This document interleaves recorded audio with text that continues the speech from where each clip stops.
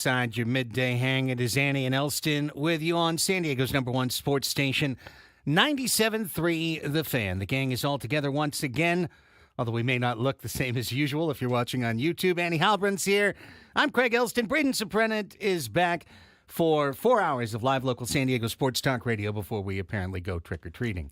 Good morning, Annie. Good morning. Welcome back, Braden. Good having Adam fill in, but good to have you back. Glad you're feeling better. Slightly. So, slightly. I feel better. I don't sound better, but I do feel better. Do you think you're just as contagious and germy? Or? I don't think I am. It's the most important question Annie would like but answered I hope right you now. are feeling better. I might sound stuffy, but I definitely feel 10 times better than I did before. Now, so Craig, have no fear. Good. Okay, I'm glad to hear that. And Craig, you are wearing a Vote for Pedro Napoleon Dynamite, Yes. complete with a wig costume.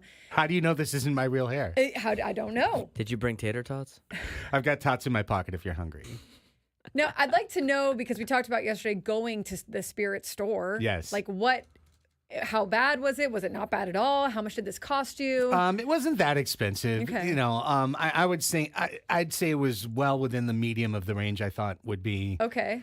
for costumes. They commandeer dead stores. Like Right. they basically took over what used to be Sears. Yes. And turned All it over. into Yeah. Spirit Halloween. And then there was another one across the street, which is strange to me. It's like a mattress firm on top of a mattress firm. Yeah. No, But- they're everywhere. They're the whole, that's the whole meme of like the Spirit store sign goes on any abandoned building or old building shut down. Basically, yes. Yeah. Getting in, easy. Finding something, easy. No Okay. problem. Plenty of choices. Good. Line, very long. Okay.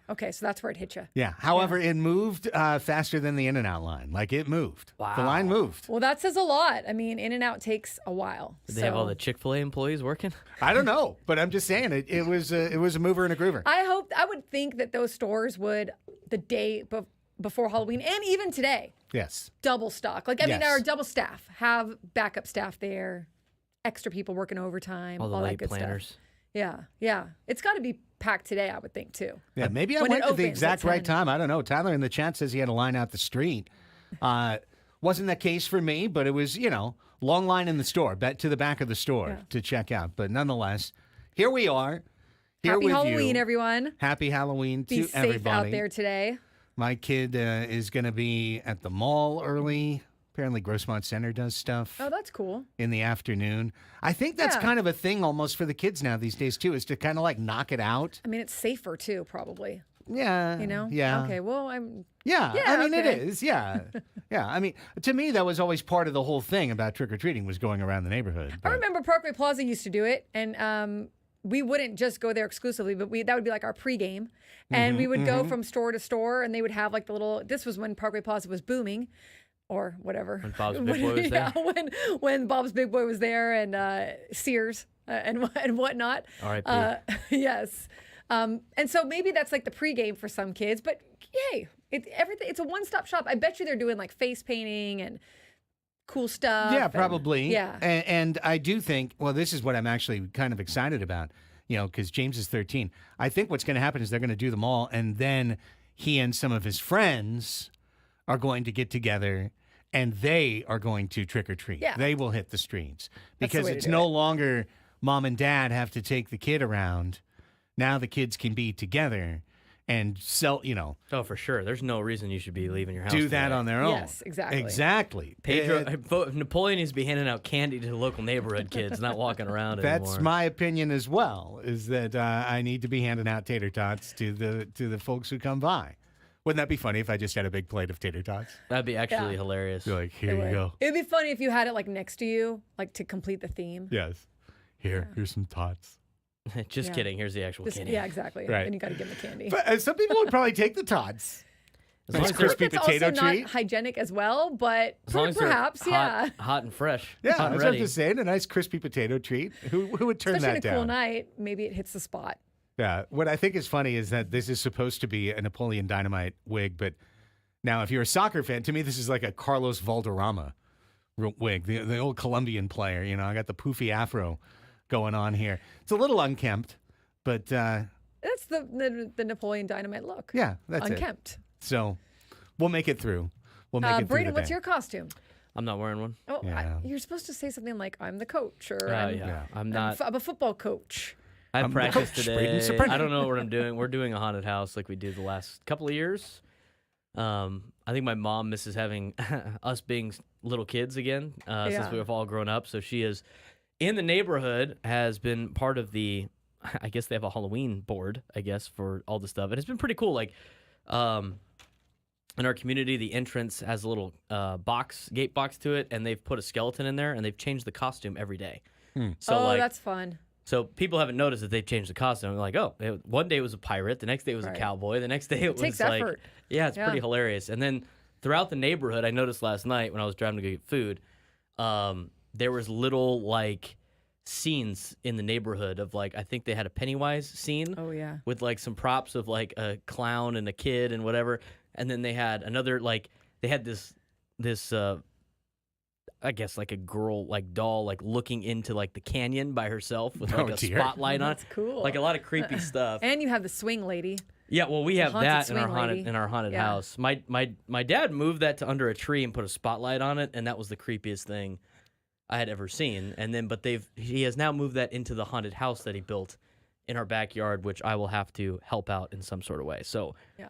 I've already said I don't want to dress up and scare kids. I'll be at the front and control the path into the haunted house.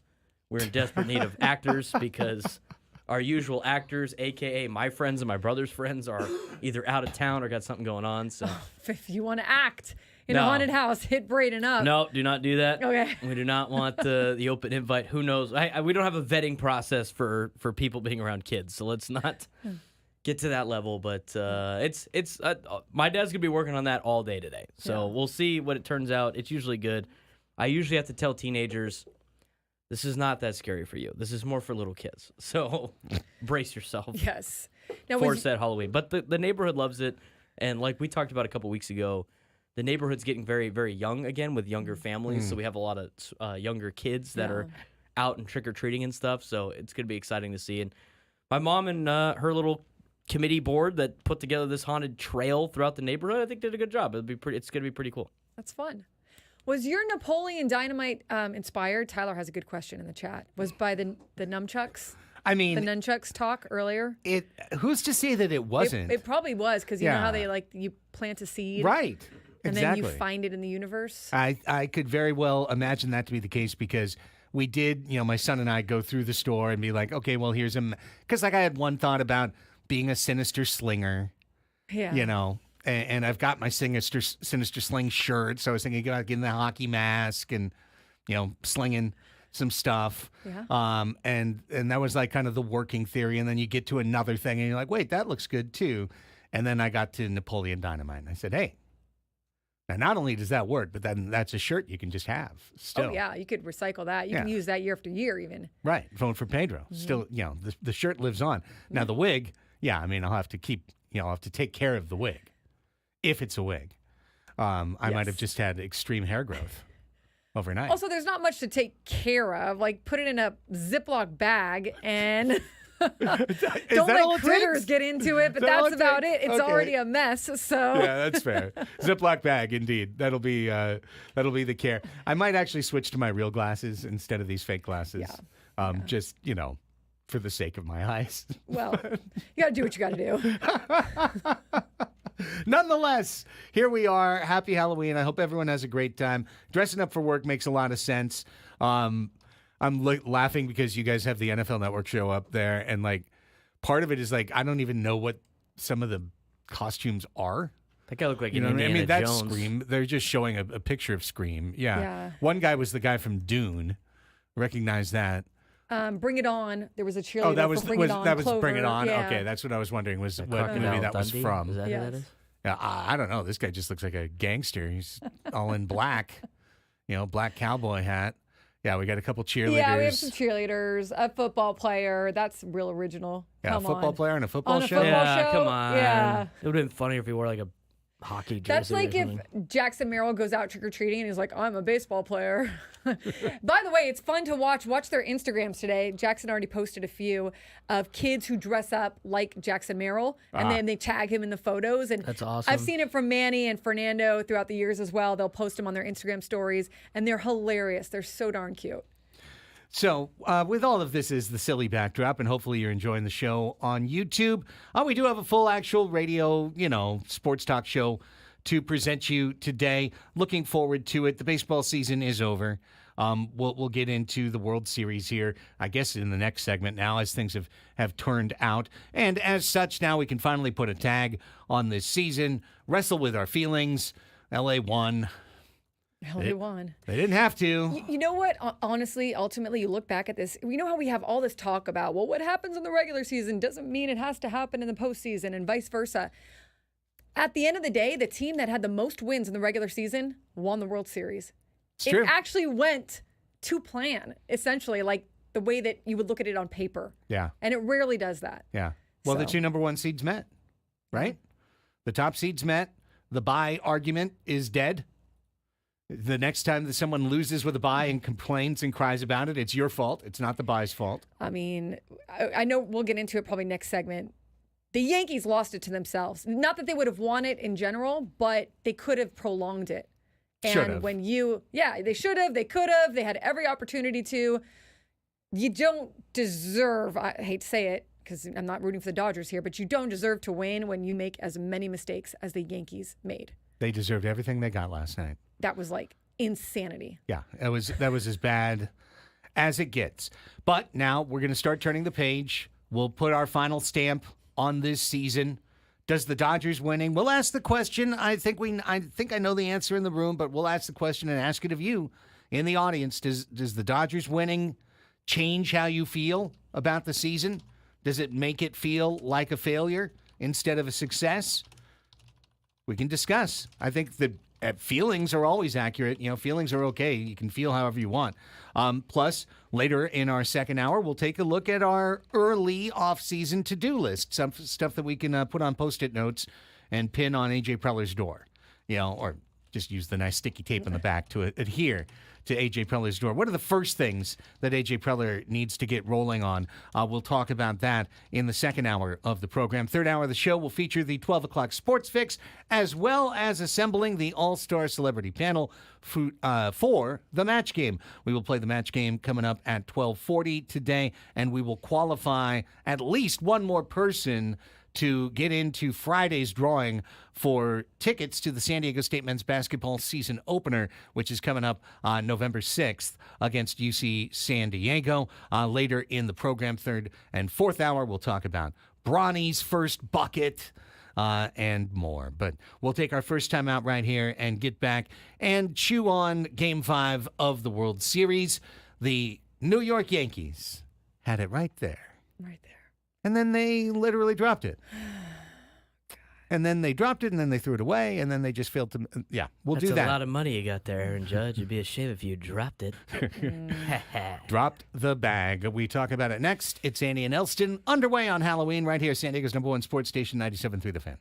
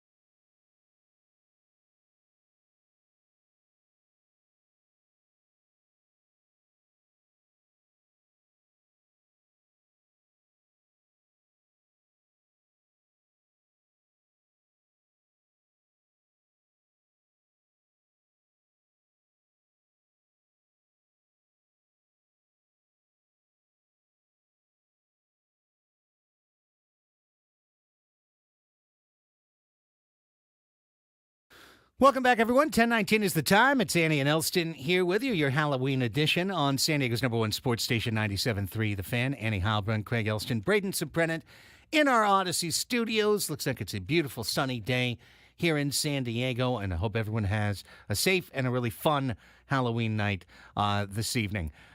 The baseball season's over. Remember, Michael King kept talking about the goal was to be playing on Halloween, and as it turns out, October 30th winds up being the last day of the Major League Baseball season. Didn't make it quite to November. I think Michael King would have taken a World Series win, though, yesterday and then celebrating on Halloween. Yeah, that would have probably okay been fine. with it. Yeah, if it was the Padres. But no, didn't make it. Thought it was going to come back to Los Angeles. Actually, wouldn't have been a game today. Would have been a day off. But nonetheless, they had every chance in front of them, the Yankees. You are up 5 runs. Aaron Judge, who has struggled this whole World Series and most of the postseason, really, hits a home run, gets the crowd into it. You're feeling like you got them. Jack Flaherty is not doing well. He was on terrible. The ropes. He was terrible. Back-to-back, Chisholm takes him yard. And then you look at how the game went on and how they didn't have hardly any options there in the 8th and the 9th for the Dodgers. Yeah. Had to go to their starting pitcher, had to go to Buehler, et cetera, et cetera. And it's like you had it right in front of you. Not saying that they would have won the entire World Series, but you could have taken it back to LA and given yourselves a chance.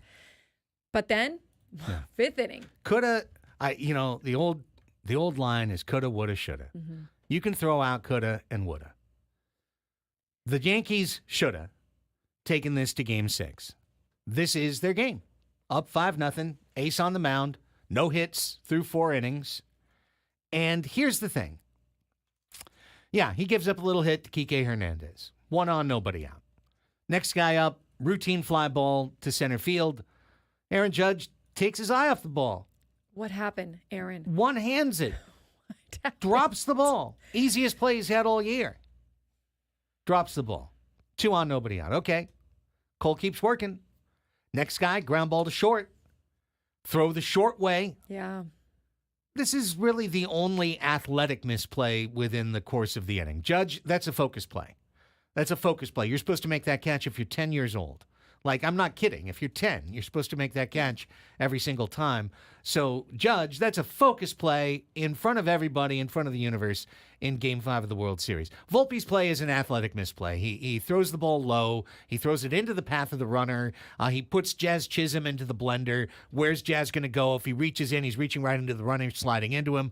The ball caroms, it short hops. Bases loaded, nobody out. And then Garrett Cole locks in. Just the way you're supposed to lock in that moment. If you're the ace, pitch over the top of it. Out after error, as Michael King liked to say. And here comes Cole, and he locks in. He gets a pop out, gets a strikeout. Strikes out Ohtani. Whiff. Place is going crazy. And he's going to pitch out of it. And he does. He pitches out of it. He hits routine ground ball to first base to end the inning. And Cole's so excited, he just freezes. He freezes. He takes 2 steps, and then he stops, and then he points, and Rizzo looks at him. What? Huh? I thought you were. Wait, no, aren't you? Wait, I should? And there goes Mookie Betts touching first base. Inexcusable. So the Dodgers did what they needed to do there, which is capitalize, but it's absolutely inexcusable. So Robert Stock tweeted, former pitcher in the big leagues, former pitcher for the Padres, that there's a lot of heat on Garrett Cole. And he said, look, Garrett Cole was gassed. That was an intense inning. He was throwing as hard as he could. He was trying to get out of this, trying to refocus. And as we all know in here, because we talked about it a little bit last night, no one comes out to give him a breather. Not the pitching coach, not the catcher, not the manager. The entire inning, no one gives this guy a breather. So that was also like, what happened, right? But to me, they both had to charge. Like, yeah, maybe Garrett Cole might not have beat it out, and I understand if he was trying to, if he thought, look, Rizzo was going to get it, he was going to charge it, it was going to be no problem, but then Rizzo doesn't charge. How do both of them not a charge? How do you assume that the other one is going to have it in the World Series? It made me think of Joe Musgrove and Jake Cronenworth. And all of the cool plays that they had when either Joe would take it to first or Jake would be right there for a pitcher and be able to get the out. Even Luis Ariz, like guys would get the outs. There was never, I felt like with the Padres, any assuming that someone else had it. Yeah. And look, asking an ace pitcher to get 4 outs in a World Series game is ridiculous. Asking him to get 5 outs is almost impossible. But Garrett Cole did it. But to get Then came back out. Yeah. But to get 6 outs in an inning is unfathomable. And the errors also, it starts to build in your head. It's Of very course. stressful. Like it's very like, it's more intense than a normal inning. And you just keep thinking what's going to go wrong next. Interesting point is Aaron Judge didn't have an error all year. Not one error all year. That was his first error of the season, and it came at just the worst time last night. All of those things are baseball tragedies. Baseball's a stupid game. Yeah. Cole's got to cover the bag, and I don't care how tired he is. Could have gotten out of that inning. This is that thing that you talk about that you do in the first week of February spring training is you work on pitchers fielding practice, you work on covering the bag. And you got to try. Yeah. Maybe you don't make it, but you got to try. You've got to get over there. You just have, it doesn't matter whether you think Rizzo is going to go make yourself an available target. Let Rizzo pitch you the ball. Right. And Rizzo honestly should have been going forward as well. Like, because it's just, you reduce the risk of anything going wrong. It's a shorter throw. It's a little lob shot. Okay, great. Grab the ball. No problems.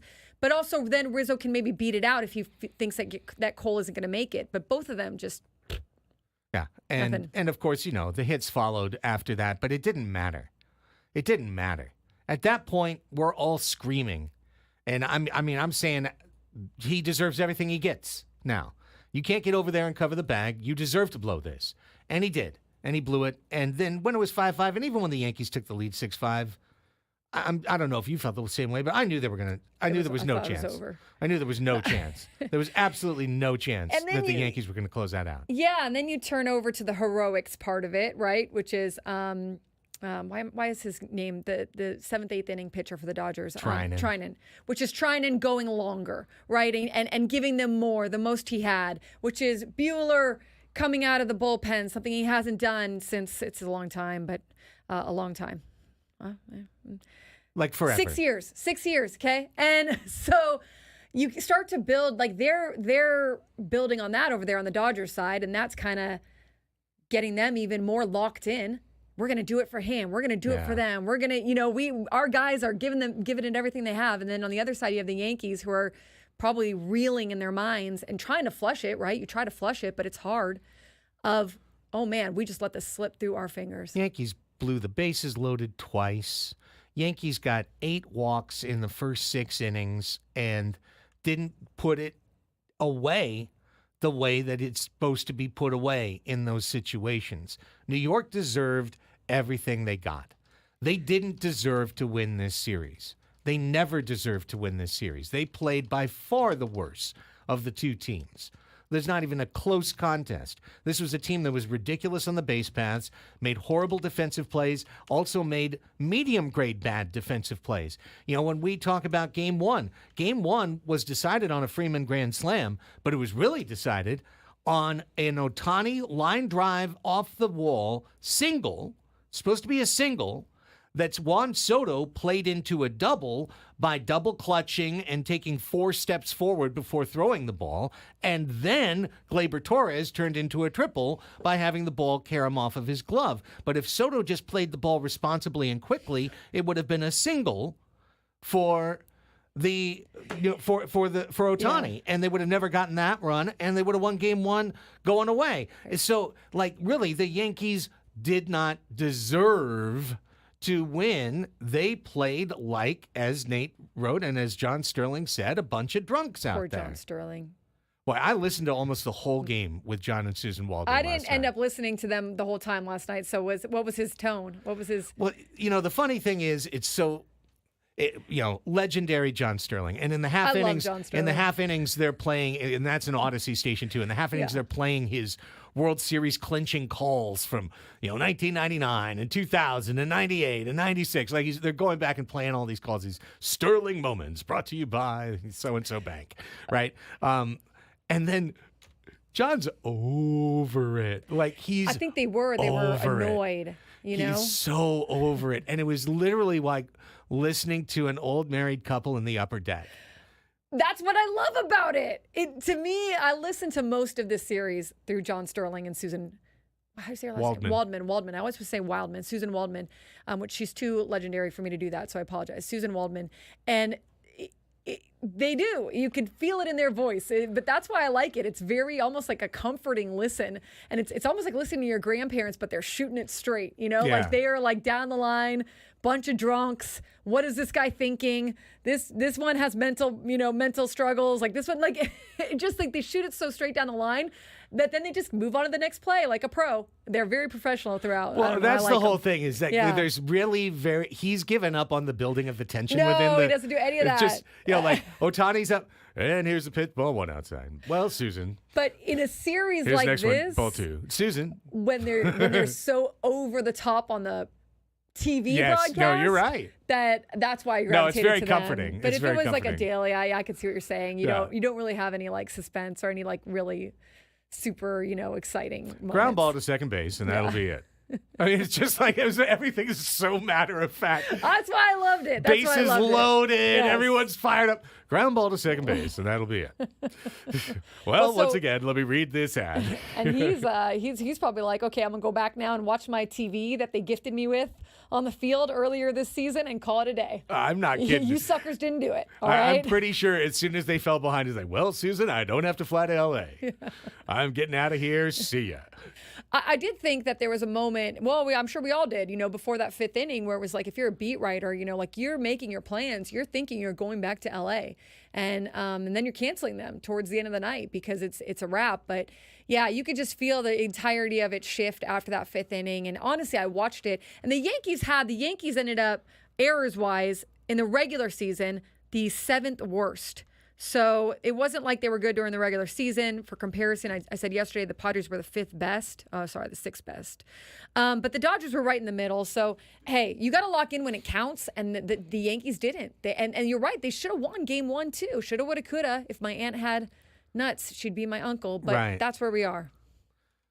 Like I don't know if that was appropriate to walnuts say. or Sorry. almonds? Almond Joy? Almond Joy's got nuts. Mounds don't. I remember that. We'll play the match game a little bit later Anyways. in the show. Okay, let's take a break.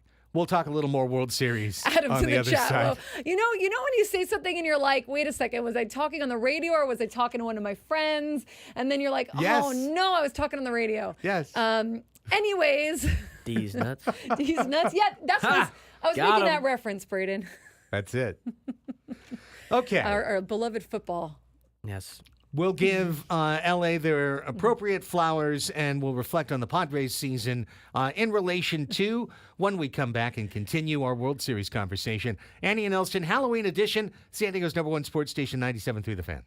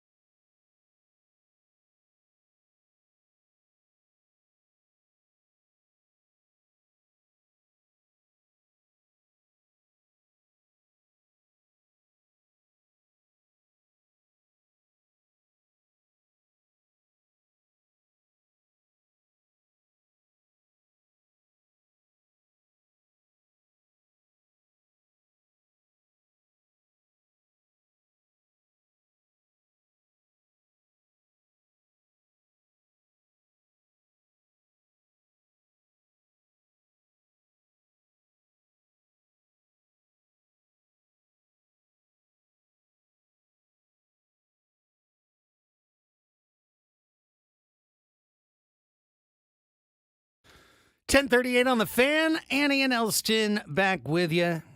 Annie Halbin, Craig Elsten, Braden Suprenant together in our studios. It's been a year-long battle, and then when you fight in the playoffs and when it goes the way it did between the Padres and the Dodgers, we got so much history between these two organizations, 3 playoff series in 5 years. This one, the closest of them all, with it going the distance, and of course, LA shutting out the Padres, the back-to-back games in games 4 and 5 to take the series. Then they go on to beat the Mets in 6. Then they go on to beat the Yankees in 5. And the Dodgers are the World Series champions.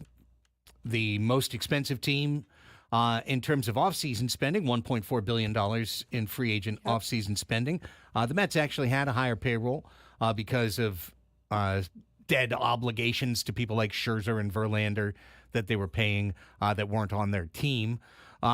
Nonetheless, L.A., New York, the $300 million payroll teams, they were at the end, and the most expensive teams made it to the end. And I do want to give LA, their respect. They were the number 1 team. They were the favorite. They were the preseason favorite to win. They were the midseason favorite to win. They were the postseason favorite to win. They were the favorite to win the San Diego series. They were the favorite to win against the Mets and the Yankees. And they did it. They finished it off. They got the job done. They're a great team led by Hall of Fame players, and those Hall of Fame players are playing at the level that leads to championships, and that's what the Dodgers paid for, and they got what they paid for. They got a dominant performance in the World Series and won it. Yeah, and I was watching the post-game show, and absolutely, you got to. I know this is obviously San Diego, and we are a Padres flagship station, and there's nothing more than anybody at this station wanted, in this room wanted, the fans of San Diego wanted, than to see the Padres in the World Series and to win it. But you do got to give the Dodgers credit for having a difficult year. Now, they did have the payroll they did, but being able to, as they said, get past the adversity, the pitching problems, and go on and with really 1, maybe 2 starting pitchers, go on and win this whole thing. It kind of flew in the face of what is you would expect in terms of pitching, getting you through the postseason and into the World Series. Now, and they made it work. And on top of that, I mean, it was a pitching staff that, they utilized the punt games, as you call them, like the bullpen games, or the games that they needed to kind of let go if they didn't win effectively, and then went on to go ahead and make that pitching staff work. Last night when I was watching the post-game show, Stan Kasten, who is their president and CEO, and I don't think a very public person except for talking about the team, and in moments like those, it's kind of someone that the attention not necessarily on him. But he was on the set with, and Big Papi asked him, "Hey, you're going to have your guys back next year. They're going to be healthy. These pitchers that are still on your roster, they're going to be healthy. Your guys are going to be even better." And he kind of made a joke, and he said, "Look, let me enjoy this one this year." But then he looked at him and he said, "Yeah," he's like, "I expect us to be good for years to come." He said, "We're the Dodgers. It's our responsibility. We're Sandy, we're Jackie, we're Fernando. That's what we are." And in that moment, you're kind of like, okay, but you think about it, and it's like, that's how I think that they do look at things. They look at things like we are the history of what we are, and then we are what we want to be in the future, obviously. But it's our responsibility to go out there and to be good and to field a good team and to put the money into the club, et cetera, et cetera, et cetera. They're in a good market. There's no way around it. They're in a market where they get to make more money than a market like San Diego in terms of their TV deals. But they also put a lot of that money back into their club. So I don't know exactly what it means, because I don't think that this puts the Padres in a worse off position necessarily. I look at the Padres, and I look at the NLDS. The roster didn't matter. The payment of the roster did not matter in the NLDS. Padres could have won that NLDS. So to me, it's, again, just making sure that you're in the dance in the playoffs, and then going out there and having a really good playoff series and advancing. I don't think that it puts the Padres in some degrading situation for years to come. The Padres just have to be smart and creative, which is what they've been doing for the last few years, and especially last year, in building their roster and giving themselves a chance. Yeah, LA has the biggest structural advantage in the sport. So Stan Kasten is damn right in saying that they should be competing for championships each and every year. Every year that the Dodgers don't win the championship should be looked at as a systemic failure because Right. they start with a $500 million Right. advantage over their next And opponent. they're the favorites. They're Right. picked as the favorites. They have the expectations on them. And absolutely, they have the payroll. And they have that was their 8th World Series. That's their in franchise history. They have the expectation. What I think separates LA, though, is that they've picked right. They've got a big three. They're paying for the big three, and their big three are truly big. Shohei Ohtani, MVP. Played with a bad shoulder, but at the beginning of the playoff, get that critical game one against us, he was the difference, right? So the playoff began with Shohei Ohtani leading the way, always getting a hit with a runner in scoring position. It continued to Mookie Betts, driving their team. And Mookie Betts is probably the best, most important player in baseball. Now, when I say that, I mean most important, not best. Ohtani's the best, right? He can pitch and he can hit. He can hit like an MVP. He can pitch like an MVP. No one else can do that. Literally no one else can do that. But Betts is that guy. Betts has now driven in the winning run in the clinching game of 3 different World Series. He did it again last night with his sacrifice fly. He is one of the most important players in the 21st century of baseball. They bet right on Mookie Betts. And they bet right on Freddie Freeman. Freddie Freeman is a Hall of Fame hitter. He's going to make the Hall of Fame. And he's going to do so with a World Series MVP now listed on his plaque. He's won 2 different World Series now with the Braves and with the Dodgers.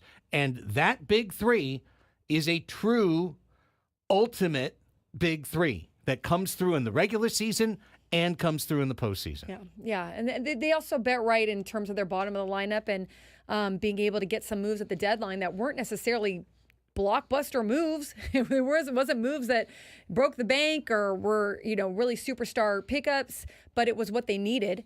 So they do. I mean, look, they've got a good player development program, whatever you want to call it, which we've heard about for years.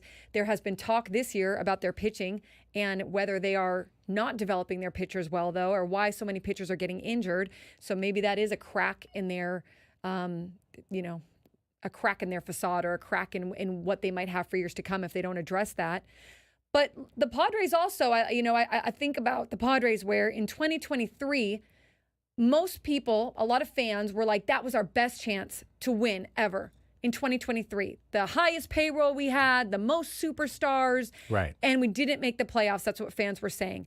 Then in 2024, you had what I consider an even better roster. Okay, and I would argue now in hindsight, because we have lived 2024, this was their best chance. But what I'm leading to there is like, how do we know that they won't have another best chance? Because after 2023, look how many doubts there were about 2024. Yes. And they gave themselves a chance in 2024. So I think you kind of maybe look at it through that lens of like, the Dodgers are probably still going to be good. But as long as the Padres can take care of their own business, they can contend still. There's never going to be, in this decade, a circumstance by which San Diego has it over L.A.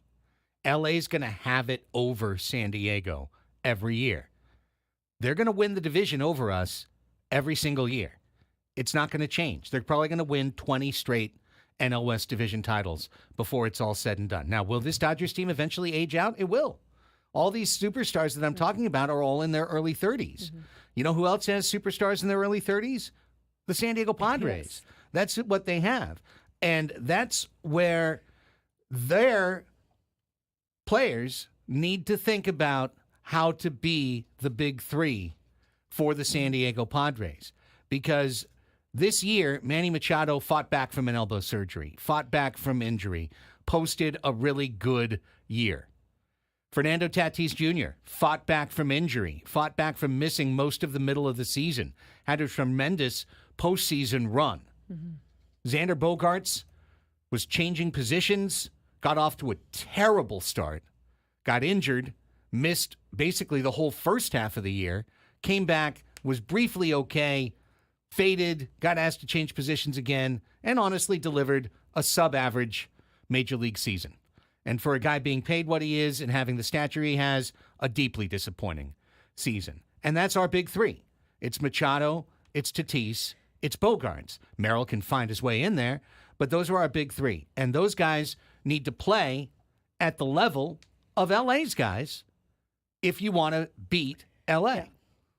Yeah, and I mean, LA, I think, is going to continue to build on what they have. I mean, did you see Corbin Burns retweet last night? He quote tweeted the MLB tweet about how the Dodgers were the World Series champions with 3 eyeball symbols. You know, like, is he expecting to go to the Dodgers? So now you're going to go to LA? Is Corbin Burns going to be part of the Dodgers? You know, is there some tampering that maybe we don't know about already? But maybe, I mean, like, that's what you wonder is, like, how will their roster build? And so, yeah, absolutely. You've got to get the most out of the guys that are already on this team for the Padres. Their lineup, their big their big contract pieces. Mookie, Xander, Manny, Tatis, Jake. You know, I would argue Jackson as he continues on, right? Like your mainstays are going to have to do that for you year in and year out, and I think that they've got a good shot at doing it. But it's going to be one of those things where, yeah, I mean, you got to kind of make that your mission. You know, while we have this window in front of us, we got to get it done. Got to get it done. So, you know, credit to LA for getting it done. They got it done. They've got the superstars. They paid for it. They paid for Yamamoto. Yamamoto delivered in the playoffs. Yeah. He came through. You know, Yu Darvish came through for San Diego in the playoffs. Mm-hmm. He delivered on his money. Michael King came through. He delivered. A lot of players played well. It's a very short period of time. Thing you do in a week is the thing that you think about for years and years and years. I mean, Aaron Judge said last night it's going to haunt him. It's going to. I'm paraphrasing, but he essentially said after the game, like, this is going to weigh on me for a long time. Yeah, it will for the rest of his life. Mm-hmm. There's no question about it. Even if he wins 2 championships with the Yankees, which he's never gonna. Even if he did, he would still think about 2024 and the year that he hit like Babe Ruth the whole year and then got to the postseason and couldn't get a hit to save his life. He's going to think. And then when he did, and he finally got locked in and was about to lead his team to maybe a historic comeback, he dropped the easiest fly ball chance he's ever had since he was a kid in Little League. Oh, that is the one that he's going to, like, fall asleep thinking about that. Yeah. Because he could make that. He could probably close his eyes and make that catch. Once he saw it come off the bat, where it would be, how he would catch it. Yeah. And just in the moment he needed to most, right? Garrett Cole's going to have nightmares just like being in his underwear, standing in between home and first going, you didn't cover? I didn't cover? You think Trent Grisham was there in the dugout to Aaron Judge? Hey, man, I've been there. It's all right. It goes away eventually. Don't worry, Trent man. Grisham had it with the Brewers, right? Yes, with with the Josh Hader right. pitching and Juan Soto swinging. Yeah. Yes. And you know what? Honestly, Braden, that was asked to him for years to come. It would get brought up to Trent Grisham for years and years to come. Maybe they'll ask Aaron Judge about it. I guess. I don't know. Like, I would also say, like, that's one of those things that are like baseball things and you can overcome it. But when it spirals the way it did, I mean, it was, you know, that's where it's like, as the head guy, as the captain, you know, that's where you want to be able to have the cleanest game of your life, because the spiral that happens after it with the rest of the team, you know? But they're not a good look. The Yankees are not a good team defensively. And that is something where all the money in the world has not bought them the ability to be good defensively and errors wise. The Mets also were high on the list of errors for the regular season and in the postseason also. So there are things money can't buy you, and you could have the best roster in the world, but sometimes you're not gonna be able to execute.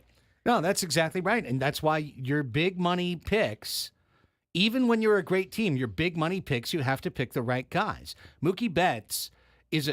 God, I hate to keep giving them props, but today's the day after they won, okay? We're doing this so that every Dodger troll that jumps into the chat, you can remember, and this show and everyone listening can remember, we gave them their flowers. We gave them their flowers when they deserved it, all right? Mookie Betts is a great defensive player. He gives you more than just his batting in terms of his value. He's a great base runner, and he is a great defensive player. Freddie Freeman is a great defensive first baseman. He's never going to give you a ton of base running, but he gives you multiple ways of value. Shohei Ohtani's multiple ways of value is that he's a pitcher, in addition to being a great designated hitter. He doesn't give you defensive value, but he gives you pitching value, which is the ultimate defensive value. So all of those guys are two-way players. And where we have done well is that Tatis is a great two-way player. Machado. Great two-way player. Players who give you value from their defense in addition to their offense. You hope Xander Bogaerts is going to do that. The reason they linked up to him long term is because they looked at him as someone who was consistently balanced as being pretty good defensively, pretty good offensively, every single year. The Yankees don't really have that. I mean, Aaron Judge isn't really a center fielder. They play him in center field. He's really a corner outfielder. Juan Soto's a DH. Like, I guarantee you before he's 30, he's going to be a full-time DH that maybe plays 30 or 40 games in the outfield. He's just not good out there. The fact that he's a Gold Glove finalist again is just comical.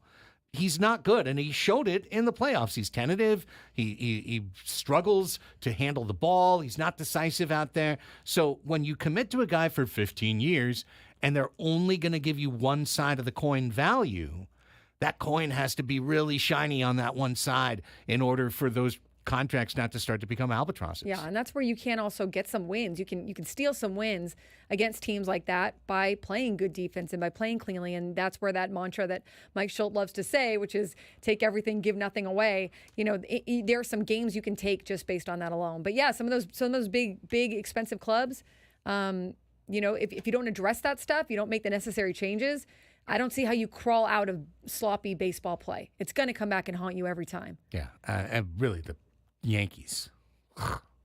I'm just so glad I don't have to root for them ever again. I thought about what it would be so like. Yucky. You're in that stadium, and then the Dodgers have their entire. I mean, this happens all the time when someone wins a championship, but because of that Yankees-Dodgers rivalry and everything, for the Dodgers to be having their entire celebration and the stage with the World Series trophy and everything, and you're a Yankees fan and you're just watching that happen. Oh man, that's a rough time. I stopped watching. Yeah, that would be like the Dodgers celebrating on Petco Park Field or something, or vice versa. Yeah, it's tough. All right, when we come back, more baseball talk. I think I'll save for a little bit later in the show. Dave Roberts giving the Padres their flowers on.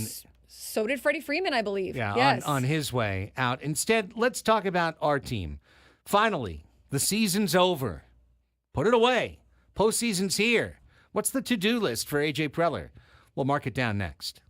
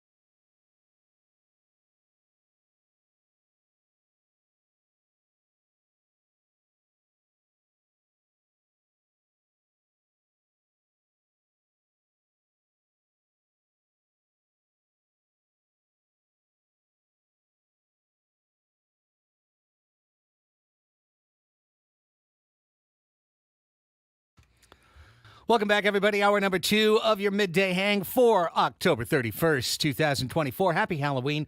It's Annie and Elsten here with you on San Diego's #1 sports station, 97.3 The Fan. Annie Heilbrunn, Craig Elsten, Braden Soprenet, all together in our Odyssey studios, coming to you on 97.3 FM radio, streaming worldwide on the Odyssey app, and appearing as a very festive YouTube program today on the 97.3 The Fan page. Go ahead and search 97.3 The Fan on YouTube when you get there. And if you are there in the chat, welcome to you. Appreciate you. Make sure you hit that like button before you go too much further. Definitely helps people find the show and helps you find future shows there on YouTube. We talked a lot of World Series in the first hour, but Annie, the offseason is here. There's actually been a trade made today. Yes. Jorge Soler traded from the Braves over to the Angels. In return, the Angels are getting back right-hander Griffin Canning, and there was no money exchanged in this deal. Wow. 1 for 1. Jorge Soler challenge trade for Griffin Canning, who's a little bit of an innings eater for the Angels, gives up some home runs. He's not a terrible pitcher. He's a pretty league average guy that can step into the Braves rotation. So Max Fried's a free agent. They just picked up another starter. And the Braves, look at the Braves with all the injuries they had this last year and how little depth they ended up having after they went through, I guess, some of those injuries. So what are they going to do, too? How much are they going to try to bolster their pitching, their bullpen? Wasn't just the Padres upset about being little brother in Southern California. Angels went out and were like, we got to end this. We're going after Jorge Soler We're right going now. to be in the news cycle right now. Not only news cycle, we're gearing up. Jorge Soler is going to help us. With Trout and Soler, one of the most powerful outfields in baseball. Yeah. What do the Angels not have? Pitching. Ron What did they trade Washington away? had to have worked Pitching. with Soler, right? I mean, Yes. yeah, so maybe that's a hey, let's bring him over. I like this guy. The amount of people in the chat, by the way, that don't know your costume is hilarious. Well, no, Craig. first of all, because I get cut off at just votes. So if I back That's up a right. little. Vote for Pedro. Vote for Pedro, Napoleon Dynamite. All The right, guesses then it- in the then it chat gets have it. been hilarious. I love the one that said I look like a young Matthew Lillard, which has been a comp I have been given before. Someone has given me a Matthew Lillard comp before. I did. Matthew Lillard's like 6'5". I don't really personally see it, but Maybe when you're sitting. maybe when I'm sitting, Matthew Lillard, yeah. I like Nate, though, saying that if I didn't have the shirt, I could be Shaggy from Scooby-Doo. That also works. Actually, that would work for Shaggy. I The could way- just get a green shirt. Yes. Because the goatee. That could be You're your- right. You that can could be, I think that's multi-purpose next year this. I'll be Shaggy. Yes. Just same wig, green shirt. Or if you're a girl in college that has to wear a different Halloween costume to every party she goes to, you could have flipped the shirts. That's It'd been true. Great. Then That could be your Halloween An costume outfit for change. tonight. I'll dress Sammy as Scooby-Doo. Get some See, maroon. that'd be really cute. Get some maroon Yeah. jeans. Be ready to go. To, like, Actually paint works my very dog well. brown. That actually is. Yeah, Yeah. it does work I think it really does work well. Okay, so I'll take the young Matthew Lillard. I like it. I like it. I should have grown out my hair. We're more scabby. We're more Scooby Doo. Yeah. Yes. Fair. But okay. Whatever. That's fine. I'm going to stick with the one that I feel makes That's me fine. the most handsome and the most ravishing and The dashing. most debonair. Yes, oh, very, very debonair, very demure. Okay, so point being, AJ, time to get on that horse. Asleep at the wheel once again. AJ Preller, God. where's You know- the move? You know, the Padres could have traded for Soler. There it is. If there's anyone not asleep, it is AJ Preller. Where's AJ the Is Preller. deals? anyone awake AJ probably already asked the Braves and the Angels for for Griffin 72 Canning and hours in a Jorge row? Soler. Yeah. Where's the deals? They had Carlos to makes a great settle. point. You know who played Shaggy in the Scooby-Doo live-action Was it movie? Matthew Lillard? It was Matthew Lillard. It really was well, Matthew there you Lillard. go. There you go. So We're there onto you go. something here. There we are. Now we're putting the connection together. Okay. Do not put. I need these people in the chat. Do not put fake trades. Don't put fake trades in there. What's the fake trade they came up with? Well, it was Padres trade for Giancarlo Stanton. Stanton, which we know isn't happening. But I I'm also just would saying hate in that. general, like no fake trades. That'd be pretty funny if the Yankees started making moves the day. Like, Start literally, the cutting champagne payroll. hasn't dried in the visiting clubhouse yet. They're like, Stanton, you're out of here. It's like then I gotta, yeah. I don't think Stanton's going anywhere. But Yeah, no. That's a lot of money. It's a lot of money. We could probably trade Bogarts for Stanton. Like, if you're thinking about money for money, Stanton's one of those guys that doesn't have much value beyond hitting random postseason homers, which turns out he's pretty good at. Okay. So let's give AJ Preller an early off-season to-do list. This isn't the full comprehensive list. This is just because you can't write the whole list. Right? Isn't that terrible when your spouse or significant other gives you the whole list of everything that you need, or your teacher or whatever? Pick your authority figure to fit your mind's eye here. They give you the whole damn list. Oh, my God, 25 things? I got to do it all? Here's 5 things. Here's the first 5 things you can do. Let's get this season going. Let's get this stove hot. Turn on the burners and get things figured out. An early off-season to-do list, a quick top 5 for A.J. Preller. Number 1, Ruben, let's go. We could do this today. Sign Ruben Niebla. Hopefully this comes down the pipeline. Hopefully this is a press release. This is broken by someone in the next 48 hours or so. Today, 24 to 48 hours. Yes. This afternoon. Now. Right now. 12 o'clock. Let's do it. Sign Ruben Niebla. Nothing is now standing in your way. His contract is officially over in 13 hours. He's a free agent. He could show up in your timeline in the worst way at any moment now.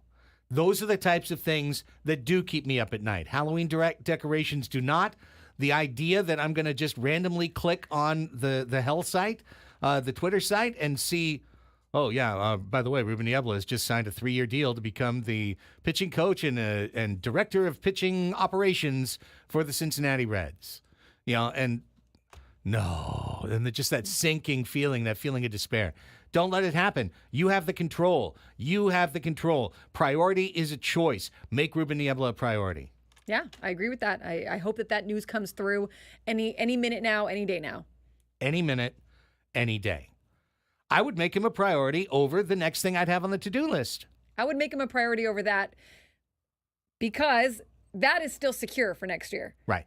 You want to get it done, but it doesn't have to be done. Right. And the next thing on the list is Mike Schilt. Yes. Mike Schilt does have a contract for next year. So not the next thing, not the first thing. First thing's Ruben. Call should have been made weeks ago. Hopefully it was. Probably it did. Nonetheless, they got to get this thing taken care of. And they got to get it taken care of immediately. So it should be number 1 on the list. But number 2 is Mike Schilt. Mike Schilt should not go into spring training on the last year of a 2-year contract. I would imagine, based on what A.J. Preller said to the media a little over a week ago, and just the fact that typically managers are not lame duck managers, and especially a manager coming off a 92-win season, that they should be able to get something done before spring training or into spring training. Yeah. So get it taken care of. Why not? Knock it out. Knock it out early. Let's make this something that can theoretically be a selling point for the players that you have on your team. Schilt is locked in. It's taken care of. 93 wins, guys. Wow. 93 wins for the Padres. Not 92. I shorted them one. How dare you? Yeah. Ugh. How dare you? Anyways, yeah. So Ruben Niebla can essentially be taken, poached by any team at this point because he's got a contract that is expiring, and a team can come with offers, and they could be offers that he would want to look at or his agent would want him to think about. Mike Schilt is still under contract for 1 more year, but it's pretty unwritten rule now in baseball that you kind of try to tie those up before spring training starts and heading into their final year, so that the clubhouse, there's an idea that, the clubhouse will respect a guy more that they know is going to be around. And it also gives the manager a little bit of security to do what he wants, not feeling like he's on the pressure cooker of, are they going to bring me back or not? Yeah. You always want everybody looking forward and pulling in the same direction, right? You never want those moments of taking a look back a little bit and or looking to, wait, hold on. And I think that little moment of indecision can come when a great team that just got off of a playoff series win, 93 wins, second best record in the history of the franchise in the regular season. You get to spring training. Everyone's supposed to be in a good vibe. But hang on, Mike Schilt, he's on the last year of his deal. Why is that?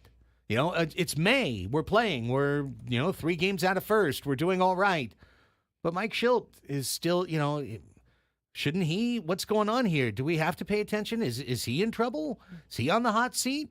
Are they trying to keep their path open in case the team is 30-33 in June that they want to make a move? Yeah. Like, those are the questions that you can eliminate before the doors open in Peoria and just say, no, He's cool. He's groovy. He's here till 2026 minimum.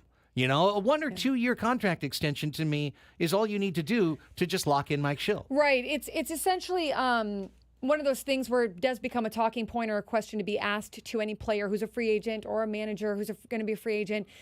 In the reporting from the Union Tribune, I believe it was Kevin Acee and Jeff Sanders, they noted that Mike Schilt was one of the lower paid managers in Major League Baseball. I think maybe $1 million or something like that, a little over $1 million maybe a year. So the only way I could see this maybe kind of not being done is obviously if the two parties don't want it to be done, but let's assume they do, is if they don't reach a number that they like, that both sides are comfortable with, and then maybe Mike Schilt wants to even take his chances, essentially, you know, like go ahead and not lock himself to a number that maybe he isn't comfortable with, or the Padres don't reach a number that they want to go up that high. Who knows? I would imagine that they can compromise on this and figure something out. But at the same time, like none of us know what's going on behind closed doors. Well, that's for sure. I mean, just take a look at what happened in Miami, right? I mean, Skip Schumacher had a major league managing job, and he made a choice. He made a choice to get out of his contract. After Kim Engel was fired and let go, and he made a choice to get out of his contract, right? Yeah, and now there is not an open managerial job waiting for Skip Schumacher. I mean, the White Sox job is filled now. That was the last one, I believe, that's open at this time. So he's looking at a gap year now. Yeah. But that's the type of thing. It's like, before you think you know everything for sure, here's a guy who had a job. He's going to choose to not have a job. It's hard to get those jobs. It is, and that's why I think they'll get something done. I don't think Mike Schilt wants to. He knows what it's like out there, you know, and he knows where a lot of the trends, by the way, are to go younger in a manager or to kind of go a little bit off the beaten path sometimes. So I think Mike Schilt feels good about the fit in San Diego. I think the Padres feel good about Mike Schilt. I would imagine this gets done. Yeah, I would think so, too.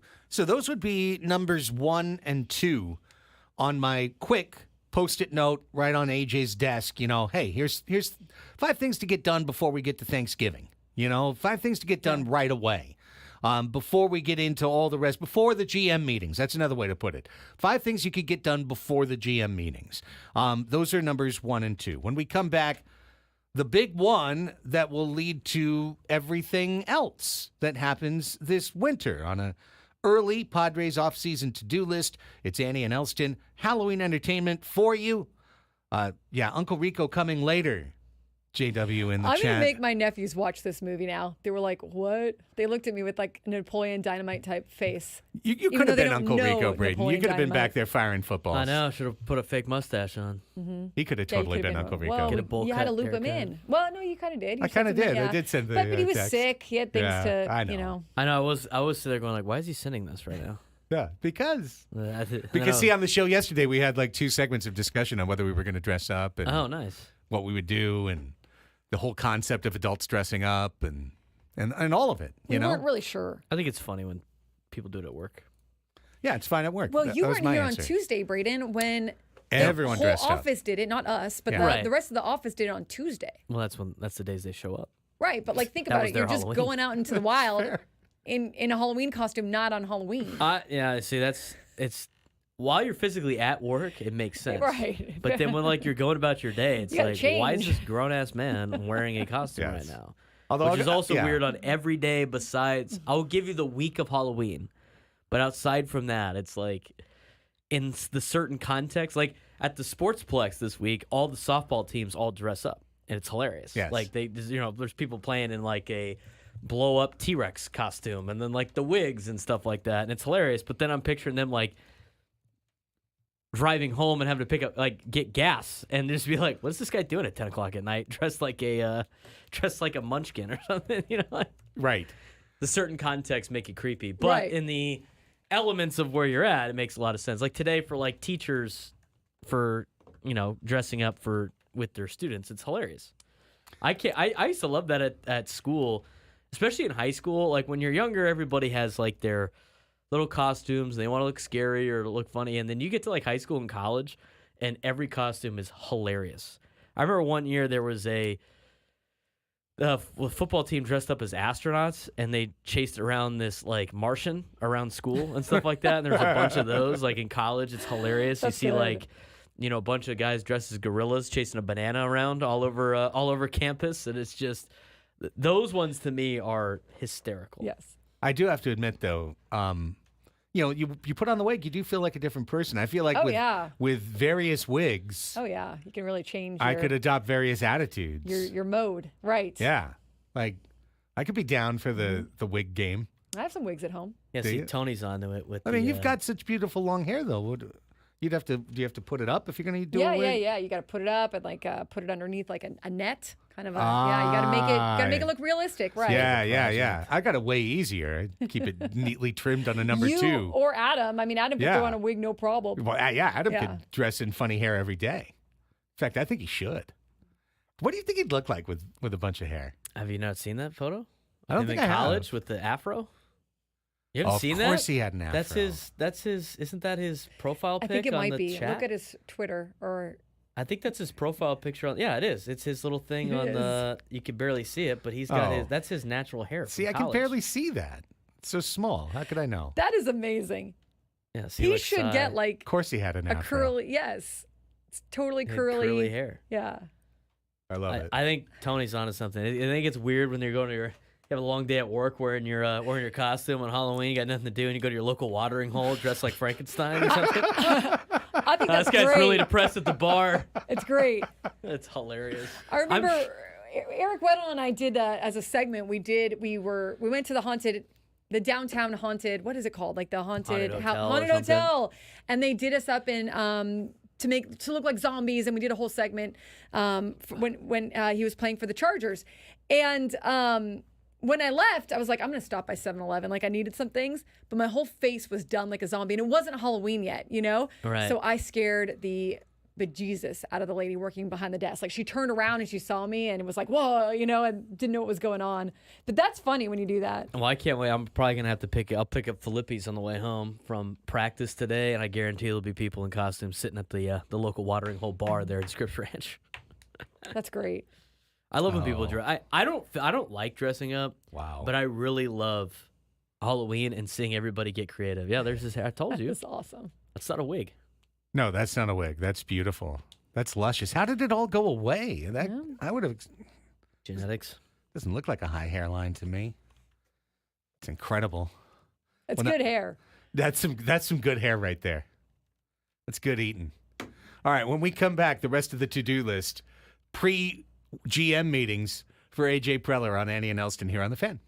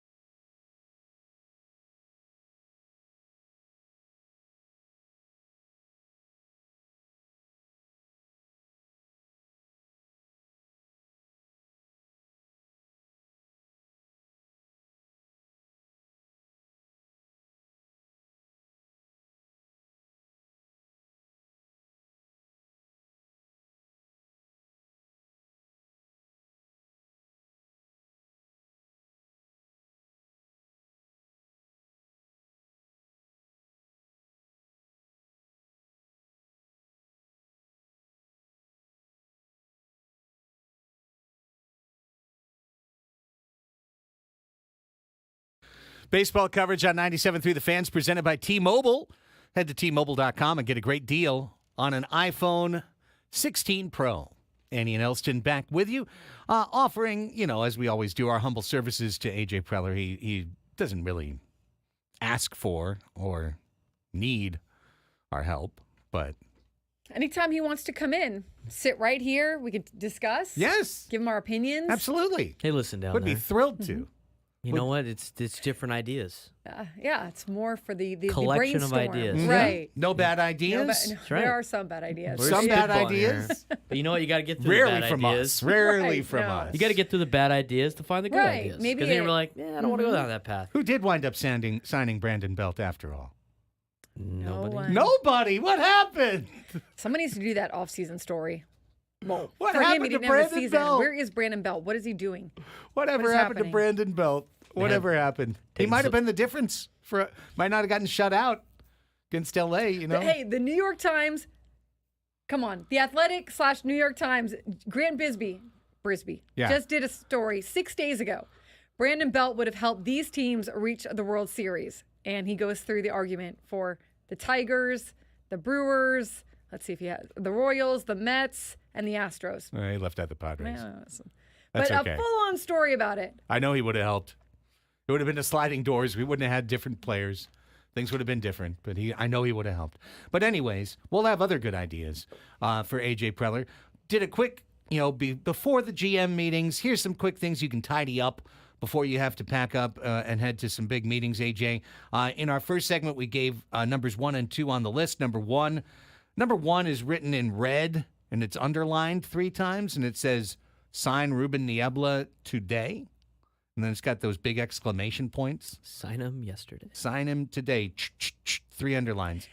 And again, maybe the deal is done and they just haven't announced it yet. Sure. Then number 2, right below that, says, Schilt, extension, ? Also, who knows? Yeah. So, 1-2 years, probably not more than a couple of years, I but, wouldn't think so. give Mike Schilt a little extension, a little security. He's earned it. 93 wins. He's earned it.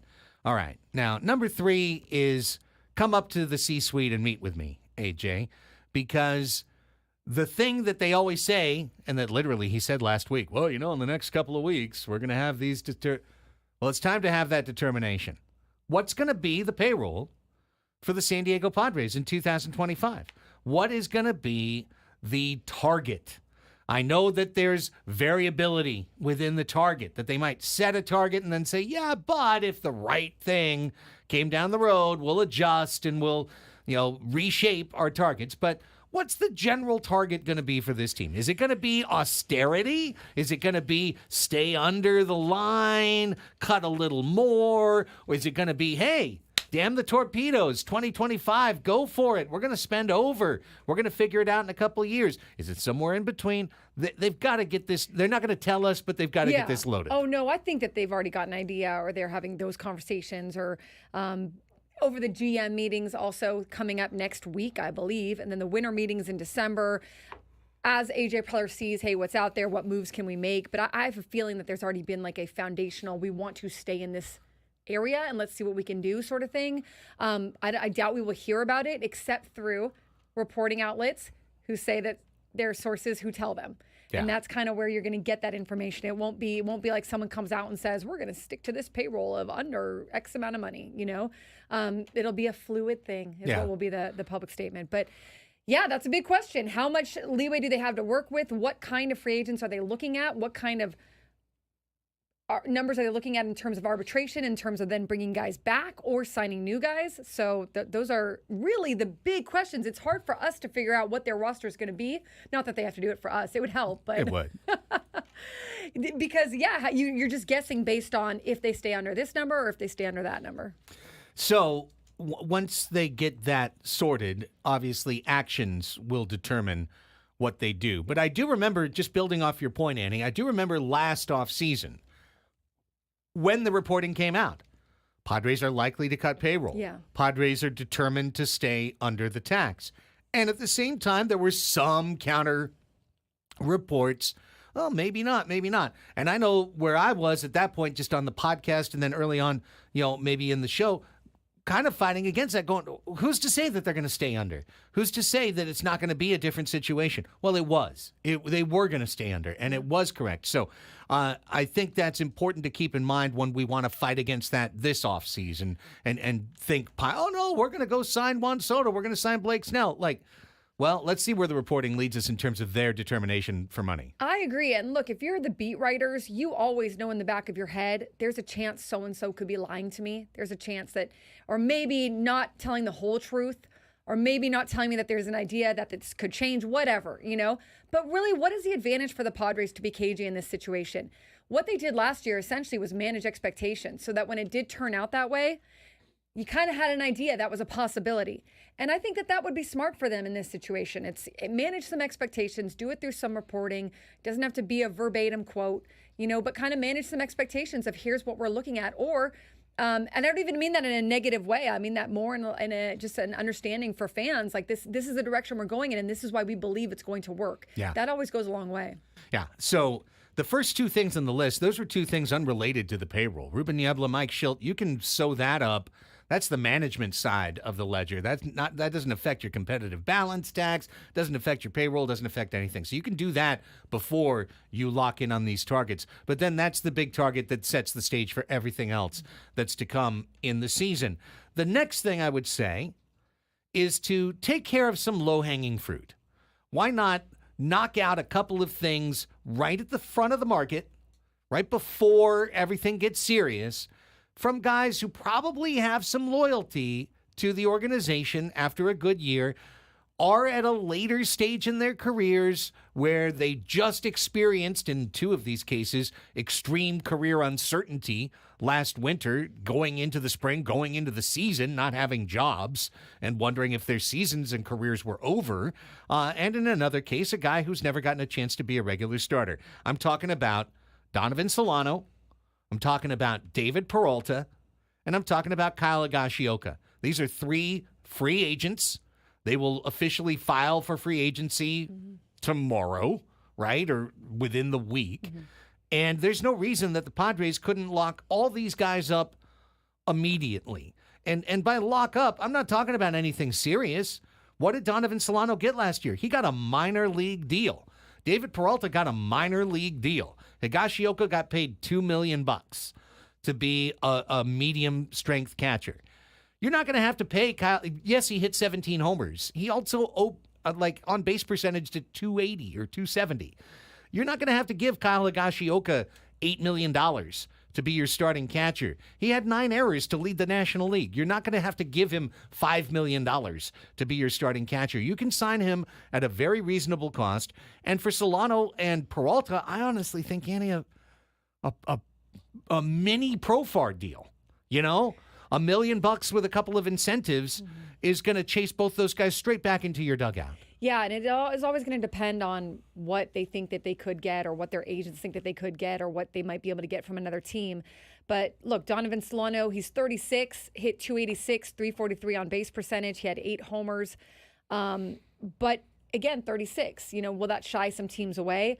In terms of maybe having a bigger contract than what the Padres would give them, I don't know. I feel like the Padres will probably give them something that they feel is competitive, because I don't know if these guys are going to go out and hit free agency and sign some record deal, right? Yeah. Peralta, he's 37. He hit 267, 335, 8 homers also following offseason elbow surgery that he had.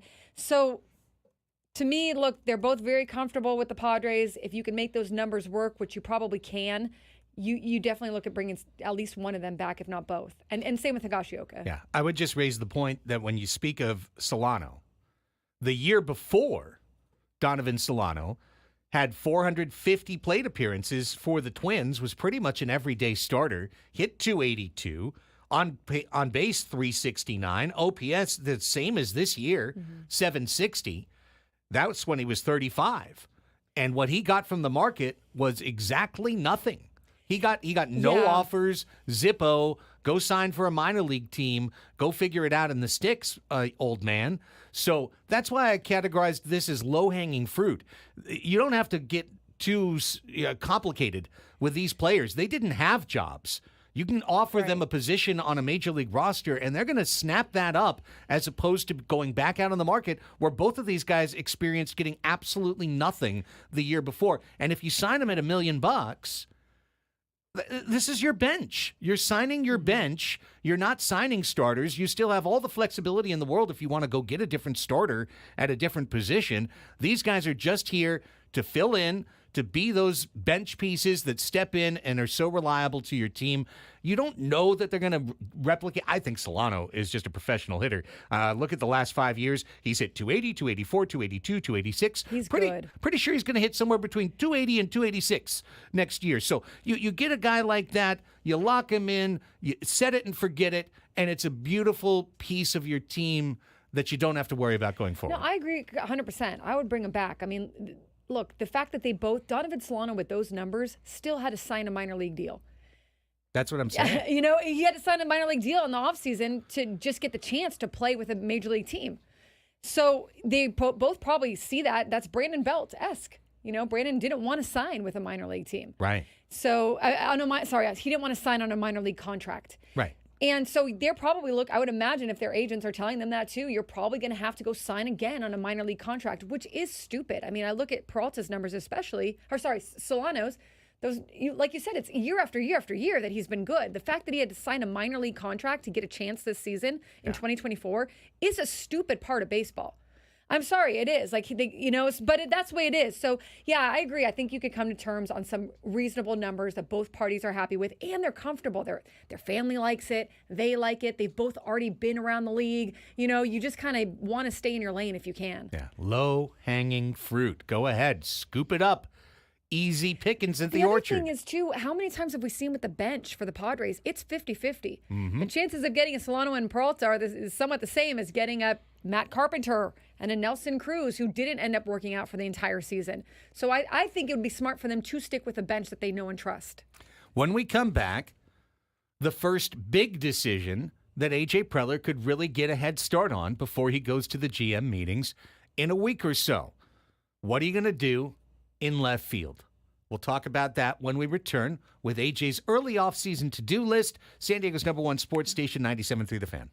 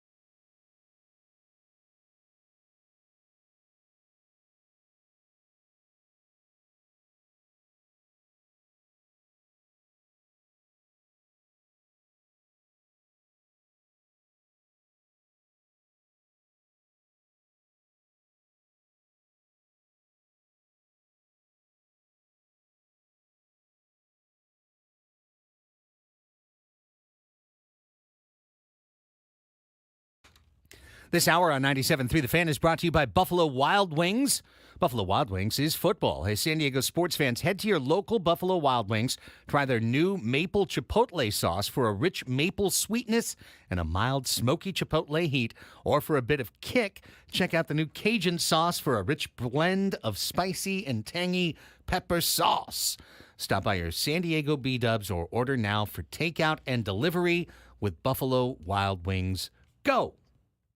It's Andy and Elsten. It's an A.J. Preller early pre-GM meetings off-season to-do list. First segment, we talked about signing Ruben Niebla. Another 20 minutes has gone by without signing Ruben Niebla. Sign Ruben Niebla. Do it today. Mike Schilt, get him a contract extension, 1 or 2 years. Get that taken care of. Figure out where this payroll is going to be. Give A.J. his parameters. Give him his marching orders. And then take care of some low-hanging fruit. You can bring back some of your inexpensive aging veterans, Solano, Peralta, Higashioka, all guys 35 and above, all of them complementary parts, not critical parts to the team, but lovely complementary parts to the team. You could probably sign all three of those guys for $6 million or less.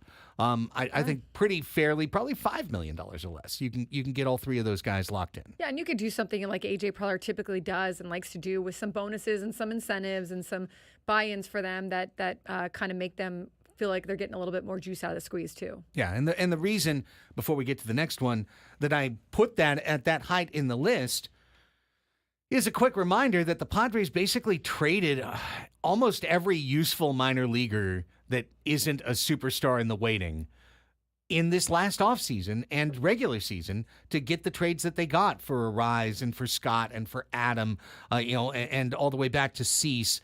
There aren't a ready-made crop of players lurking in AAA that could be inexpensive bench pieces for the San Diego Padres. There's one, Eggy Rosario. We'll probably talk about him when we get to second base in review next week for the Padres. But, short of Eggy, who's in the system? Marcy's gone. Paulie's gone. These guys that you were kind of, force-feeding up the line are gone. So the idea of having some veterans for another year that stop the gap until maybe you do have something that you've generated out of the system that can bear fruit, it's logical. It makes sense. Yeah, and they're good veterans. I mean, they were a really good asset to the clubhouse. All three of them, Higashioka, Solano, and Peralta, really hit it off also with Jackson Merrill, but also hit it off with the other superstars and the other veterans in the clubhouse. So to be able to have guys in there that are team players and are very much like they understand the culture that's trying to be built. They also have won in their lifetime and their careers. It's a good thing to have in there, and guys who are going to give max effort. Those are max effort guys for sure. All right, so now we get to the last early off-season to-do list, top 5. The last thing on the list. What about Jurickson? It's time to sit down with Jurickson, with his agent, and have a chat. And I think that chat, Annie, before you get to a proposal, it just starts with, what are you looking to do? What are your goals and aspirations? Is this the year? Is this the off season? Is this the one chance Jurickson Profar has to make the most money in his lifetime this off season? He's probably not going to make the most money in his lifetime with the San Diego Padres. Or is being a part of this organization, this clubhouse, this culture, is being a part of Manny, Profar, Tatis? Is that what's important to Jurickson in addition to his family's security? And San Diego can work out a deal that makes sense for both sides. Figuring out that dynamic is something I think AJ can do before he gets to the GM meetings and the free agent market heats up. Yeah, Jurickson Profar is a very tricky one because you don't know how the market is going to value him, and you don't know what his main priorities are. I would imagine he's got a bottom line number. This is my bottom line number, my bottom line deal. And I would imagine that if the Padres are looking to bring him back, and I hope they do, but if they're looking to bring him back, they talk to the agent and they find out, hey, how close are we? How far are we? Is it doable? Can we make it happen? Can we not? And then I think that even if maybe say the numbers don't work, I still think that there will be some kind of, as long as they are on the same page of bringing him back, there'll be some kind of, hey, go test free agency. We understand that, you don't exactly know what the market's going to pay, and maybe our deal isn't the most favorable to you. Go test free agency and then set a deadline for when you've got to come back and say, I'm not waiting for any more deals. I'm not waiting for anything more to come down the pipeline. Because you run the risk once you start getting into teams that pick people up during spring training, which happens all the time and isn't a bad way to go about things. But it did screw up Jerkson last time with Scott Boras, where it was too long. And by the time that, he signed with the Rockies, that was pretty late into spring training. And that, I'm sure that was a strategy. And I bet you that he and the Padres had talked about reuniting if he didn't find a deal in free agency. But if the agent is saying, hold on, hang on, or if the Padres are playing it coy and they're saying, yeah, we're still thinking about you, keep looking. At the end of the day, until you have that contract signed, it's all kind of gamesmanship a little bit. But look, Preller and Profar go way back to when Profar was 16 years old, 15 years old, probably younger than that. They know each other. I think you just sit down and you are like as honest as possible in this conversation on both sides, and then just kind of see where it's at, because you don't really have anything to lose right now. Like, you've danced at this dance now 3, 4, 5 times. Right. Just be straight with each other, figure it out, and kind of set those parameters. I completely agree. I think there's a ton of respect between Jurickson and AJ. I think it's mutual. And I truly believe that if Jurickson said, AJ, my agent's been talking, we're starting to hear feelers, we really think there's a 3 or a 4 year deal that's out there that can get me 36, 40, 44, $45 million. We'd love for that to be here with you, but we see that money. That money's real. X team, the Indians, the Reds, somebody wants to bring me on. They believe in me now. They know I'm an all-star. They know I'm a leader. They know I'm someone who can change their culture. Here's a team that's trying to win, and they're trying to bring me in to spot. The Royals want to take another step. They want to add Profar. If the market respects Jurickson, I've said this before, but I'll say it again. If the market respects Jurickson, Jurickson can't be a Padre. And you only need one team. You just need one team that does exactly what you just said. Hey, we like you. We want to give you way more money to come over here and way more years. And this is going to be one that Jurickson. So Jurickson switched agents, as we've talked about on the show. He's now with Dan Lozano. That's right, Dan Lozano, right? Okay, I don't say his name a lot. And who is Manny's agent, Fernando's agent, Luis Ariza's agent. So they work with the Padres. I mean, there's a relationship already built there. So I think that, it's really just going to come down to, we don't know. It's so hard to be on the outside and be like, well, this is the number for him, or this is the years for him, if no one's offering it for him, or he's kind of stuck in that Brandon Belt, Donovan Solano, which he's not that old yet. They're on the other side of 35, and I think Jurickson's 31. But again, it's a league that you can never tell how they view anyone over 30. So it's hard to say exactly what other teams might value him at, But yeah, I think I could see Jurickson testing the market and then also possibly coming back. That on-base percentage is hard to replicate. 380 is a real number. Yeah. That's a beautiful number. That's the type of number that's a winning number in Major League Baseball. Now, his career on-base percentage is 331, but he's gone over, let's see, I'm just looking, 343 in 2020. That was a short year, 331 in 2022. So this is just by far the best year of his career. And that's going to be the one thing, that depresses his market value, is that he's never had a year to this level that you can point at any point in his career and go, yeah, well, he did it then and he did it here, so I know he's going to do it next year. And you don't always have to have a blockbuster deal to think that you got a fair deal. You just want a fair deal. You want something that you feel like respects you. And he knows he got paid not as a starter this year, even though he was a starter. He made $2.5 million after the incentives were done, but he was with the Padres on a $1 million contract plus incentives. And he said it multiple times, that I know I'm going to make more next year, or in terms of being paid like a starter, if that's how a team views me, like as a starter, because he wasn't paid like a starter this year. He was paid like a Donovan Solano or a David Peralta or someone just coming off the bench, and you don't even know if he's going to be with your team in July. So he's got that leverage at least, but at the same time, how will teams also try to negotiate him down? They'll use his career numbers, or they'll use injuries, or they'll use whatever. But Jurickson Profar, he's an asset. I believe he's an asset. I think he wants to stay with the Padres. His family wants to stay with the Padres if they can make it work and do a reasonable contract, I think he stays.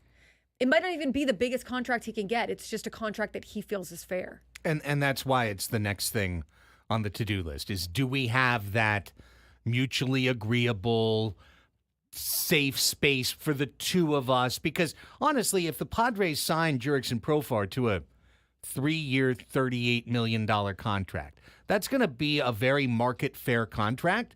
And it could also be a real problem for the Padres if he doesn't perform, because what you got at $3 million, now you're paying $13 million for. And if you aren't getting the same production, because the Padres aren't the Dodgers or the Yankees where they can just spackle over a Chris Taylor type contract and just never play the guy or pinch run him one time every 20 games or something, it winds up being an impediment for you. So all of this is dangerous. And then when I look at like MLB.com's left fielder free agent class, Profar's name is the second one on the list. Like Tyler O'Neill, 3.1 WAR, Profar 2.7, like right there. I mean, sometimes that's it too. You have to look at who's available on the free agent list. Like, what does the market show for you? Look at Joe Musgrove. Joe Musgrove signed his 5 years, $100 million. He could have gone into that free agency and made way more money because he was one of the only starting pitchers available that year. So you got to look at the year, look at the timing. And Joe knew that. He absolutely knew that. He was good with the contract that was presented to him, and he wanted to stay with the Padres and stay in San Diego, and they were able to get it done, right? So that's kind of where you're looking to dance, in that area. But he's the second on the list for left fielders. Yeah. Why wouldn't he go out there then and say, "What do you got for me?" And here's listen to this. Here's the rest You got for me, teams. Just running the names. Here's the rest of this list: Mark Canha, Michael Conforto, Alex Verdugo, Tommy Pham, Rob Refsnyder, Travis Jankowski, Austin Slater, Jesse Wanker, Adam Duvall, David Peralta, Ben Gamel, Robbie Grossman, Eddie Rosario. Are the Padres better with any of those names in left field compared to Jurickson Profar? Are the Padres better having a Terso Ornelas Brandon Lockridge platoon in left field, or an Ornelas Bryce Johnson platoon, or a Peralta Bryce Johnson platoon, as opposed to Profar? Like, Profar's better than all those guys. That's what cracks me up too. I see a lot of that in the chat or on Twitter sometimes. Move on. Get a different player. This and that. Please tell me who the player is that you're going to get. Please look at what your options are before you go out and you fire someone, hypothetically in your mind. Tell me who you're going to replace that person with. Yeah, Jason Hayward, Max Kepler. We're not going to pay for Anthony Santander's 44 homers. Not in all likelihood. So it's an interesting situation. It could be a mutually beneficial situation for the Padres and Profar to come back together. But it's Sign on that Profar, early list. throw in Kyrie, make it happen. Make the deal happen. 12 o'clock Sports Fix coming up next on your Halloween edition of Andy and Elsten. Stay right there, friends.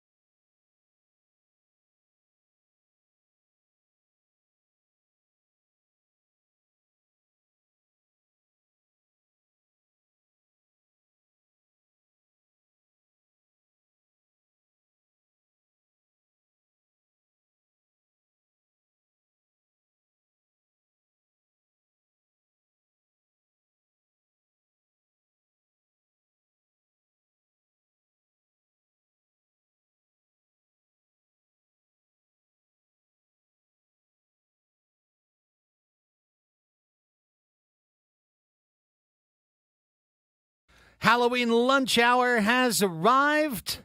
Time to get your protein in before you eat all that candy a little bit later this evening. Your midday hang is ready to roll as well. It's Annie and Elsten here with you on San Diego's #1 sports station, 97.3 The Fan. Annie Heilbrun's here. I'm Craig Elsten, joined by Braden Suprenant once again in our Odyssey studios, hermetically sealed, overlooking sunny Murphy Canyon. Halfway through the program, time to get you all fixed up on the day that is in the world of sports.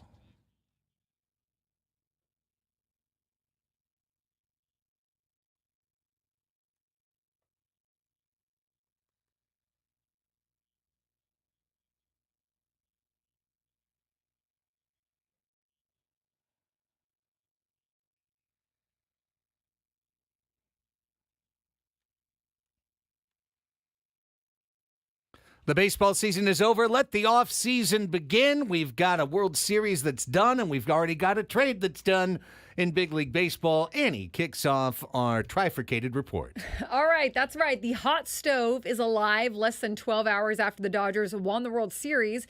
We have our first trade of the offseason as the Atlanta Braves have traded outfielder Jorge Soler to the Los Angeles Angels. Right-hander Griffin Canning goes back to the Braves in the deal. There was no money exchanged in this trade, the Angels confirm. Also, the Rangers have claimed righty Ronzi Contreras off waivers from the Angels, per source.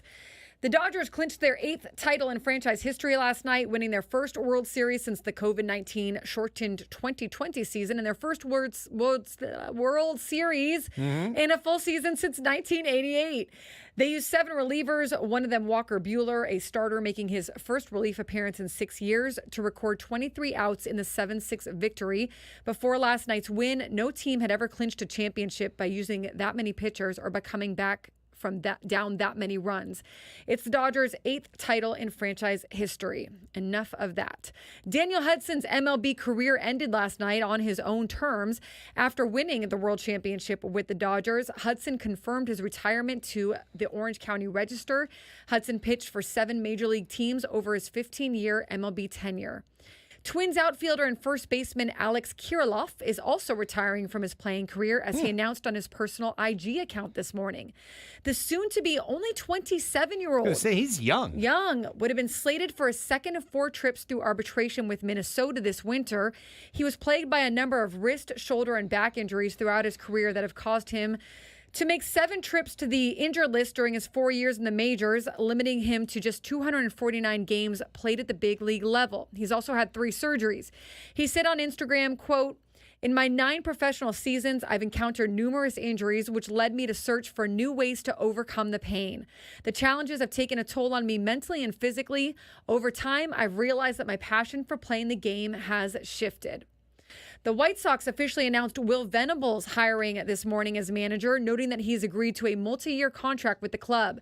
This will be Venables' first managerial position with an MLB team. Congratulations to him. And finally, Bob Costas is retiring as a Major League Baseball play-by-play caller, marking the end of a legendary run in which he became synonymous with the game over 4 decades that resulted in a place in the broadcasting wing of the Baseball Hall of Fame. Costas confirmed the news Thursday when reached by The Athletic, but said he would prefer to address this decision in his MLB career at a later date. His last game broadcast on TBS was the Yankees' Game 4 clincher in the American League Division Series. And that is it for baseball. Well, so long to Bob Costas.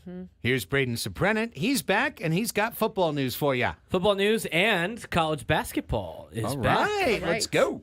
Had some scrimmages last night. We'll start with the college basketball before we move on to football. San Diego State handled Cal State San Marcos last night, Viejas Arena, 80-39 in a scrimmage between the two Cal State schools. From what I saw, they look pretty good. I mean, I know Cal State is Division II, but I think the Aztecs look pretty good. Yeah, they do look pretty good. Cal State 39, jeez. Yeah. I mean, it's Cal State San Marcos plays in the same conference, if I'm not mistaken, as Point Loma Nazarene, who gave Arizona a run for their money on Monday in Tucson. And Arizona is one of the best teams in the country. Good call. So there is something to be said about that. Wayne McKinney III, who transferred over from USD, looked like he fit right in, even though he came off the bench. He had 9 points last night. Farrell Compton had 10 points. Later in the clubhouse, Nick Boyd, 10 points, or actually 18 points on the night for Nick Boyd that led the San Diego State Aztecs. 13 minutes, 18 points. Yeah, 13 minutes, 18 points for the That's starter. an important qualifier. He Yeah. was torching them. 7 points for Guath. He had a couple of nice block shots as Yeah. well. But overall, San Diego State looked pretty good, and they dominated with their defense, as we are used to seeing with San Diego State basketball. Aztecs will start their regular season on November 6th as All they right. host UC San Diego. Again, all of our winners of our game shows this week can qualify to win tickets to said game at Viejas Arena. That's going to be fun. The opener. Yeah, opener Come against UC on. San Diego, who Yes. gave them a run for their money last Surprised year. you're not trying to win these. I mean, it's going to be a lot of fun for the Aztecs until the Tritons beat them down on their home You court. know, yeah, hey, they were It'll close be a last little year. less fun, but it's early in the year and they can recover quickly. well, San Diego wins in this game, so San Diego State beat One way or them another. last year, I think, by 1 point. That's right, that's right, At Brandon. UCSD. On a late tip-in by Ladie, if I remember right. First 3 games are home games for the Aztecs, UC San Diego, Occidental, and Gonzaga coming to town on November 18th before the Aztecs go to take on Creighton and Oregon. USD will be in action on Friday to take on Sonoma State in their first game of the season. Again, it's a scrimmage game for them. UC San Diego, since I forgot about their schedule with Eric Olin's group, they will play Occidental on Monday. I think that's their first game of the actual regular season. Have not seen about whether or not they played in a scrimmage game or not. One of these exhibition games, if you will. Let's take a look. No, their first game is set at San Diego State. The game that I mentioned before for them against, I think, Occidental is what I said it was. Okay.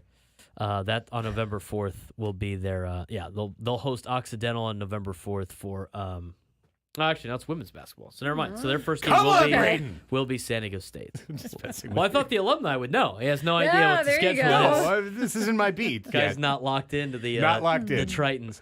I will be, though. We have some Coach Olin. We have some spooky games tonight in high school football. 4 games to be exact throughout San Diego County, playing on Halloween, which kind of sucks, but it is what it is. When Halloween falls on a Friday, most likely you do have to play. Mission Hills at Poway tonight in the Avocado League. Poway expected to lose that game to Mission Hills. Mission Hills has a 90% chance of winning tonight. Hopeville will take on Calipatria at Hopeville. That's a pretty good game out in the Imperial Valley. Hopeville is expected to win that one. Monte Vista at Valhalla is tonight. Monte Vista Hey. expected to win 35-27. And in the Pacific League, Classical Academy will play Escondido Charter tonight at Orange Glen High School. That game will kick off at 7:30 on Halloween. Maybe get your trick-or-treating in before you head to the game. Classical Academy and Escondido Charter is the last game tonight, and that is it for high school football. In terms of college football, this came out yesterday and then today. Texas Tech was complaining about their games being compromised by unencrypted frequencies for their I heard coach-to-player about this. in-game communication. That was initially red flagged for the Texas A&M Arkansas game that was played at Jerry's World at AT&T Stadium. The communications person at AT&T Stadium notified the SEC and Baylor and TCU about potential problems with the headsets, and then Baylor and TCU informed the Big 12 about potential problems with the headsets because it was unencrypted. That was a month ago. Oh, And then since no. then, everybody had been informed that maybe your headsets were unencrypted. Meaning anyone with a scanner signal Anybody can pick with them a up. scanner could Yes. potentially pick it up. And so since Texas Tech lost the last 2 weeks, they had complained to the Big 12 that it was because their headsets were compromised. Well, the update today, Big 12, after their investigation, determined Thursday that none of its games were compromised by unencrypted frequencies used with coach-to-player in-game communications this season. Sources told ESPN on Wednesday that the coach-to-player communications for all Power 4 college football games this season have been on unencrypted frequencies, and Texas Tech requested a report from the Big 12 on its recent games against TCU and Baylor, both losses for them, to ensure the integrity of the games were not compromised.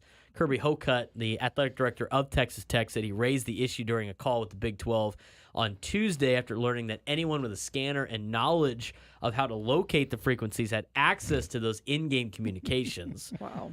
said he wanted it the best. My response to that is, first of all, Texas Tech went on a 28 unanswered run on offense against TCU after being down 14-3. So if they have the communication, what, were they just going to wait until the end of the game to potentially let's put ourselves in a big hole and then use the information that we might be getting.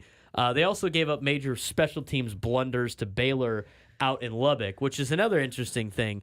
Our headsets are unencrypted. This is BS. Well, you had the game at home, so shouldn't you fix that problem yourself?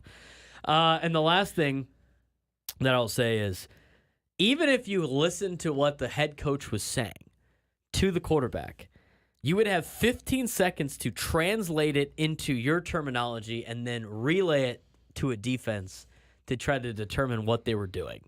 Very, very difficult to do. So, as the Big 12 investigated, none of the games were compromised.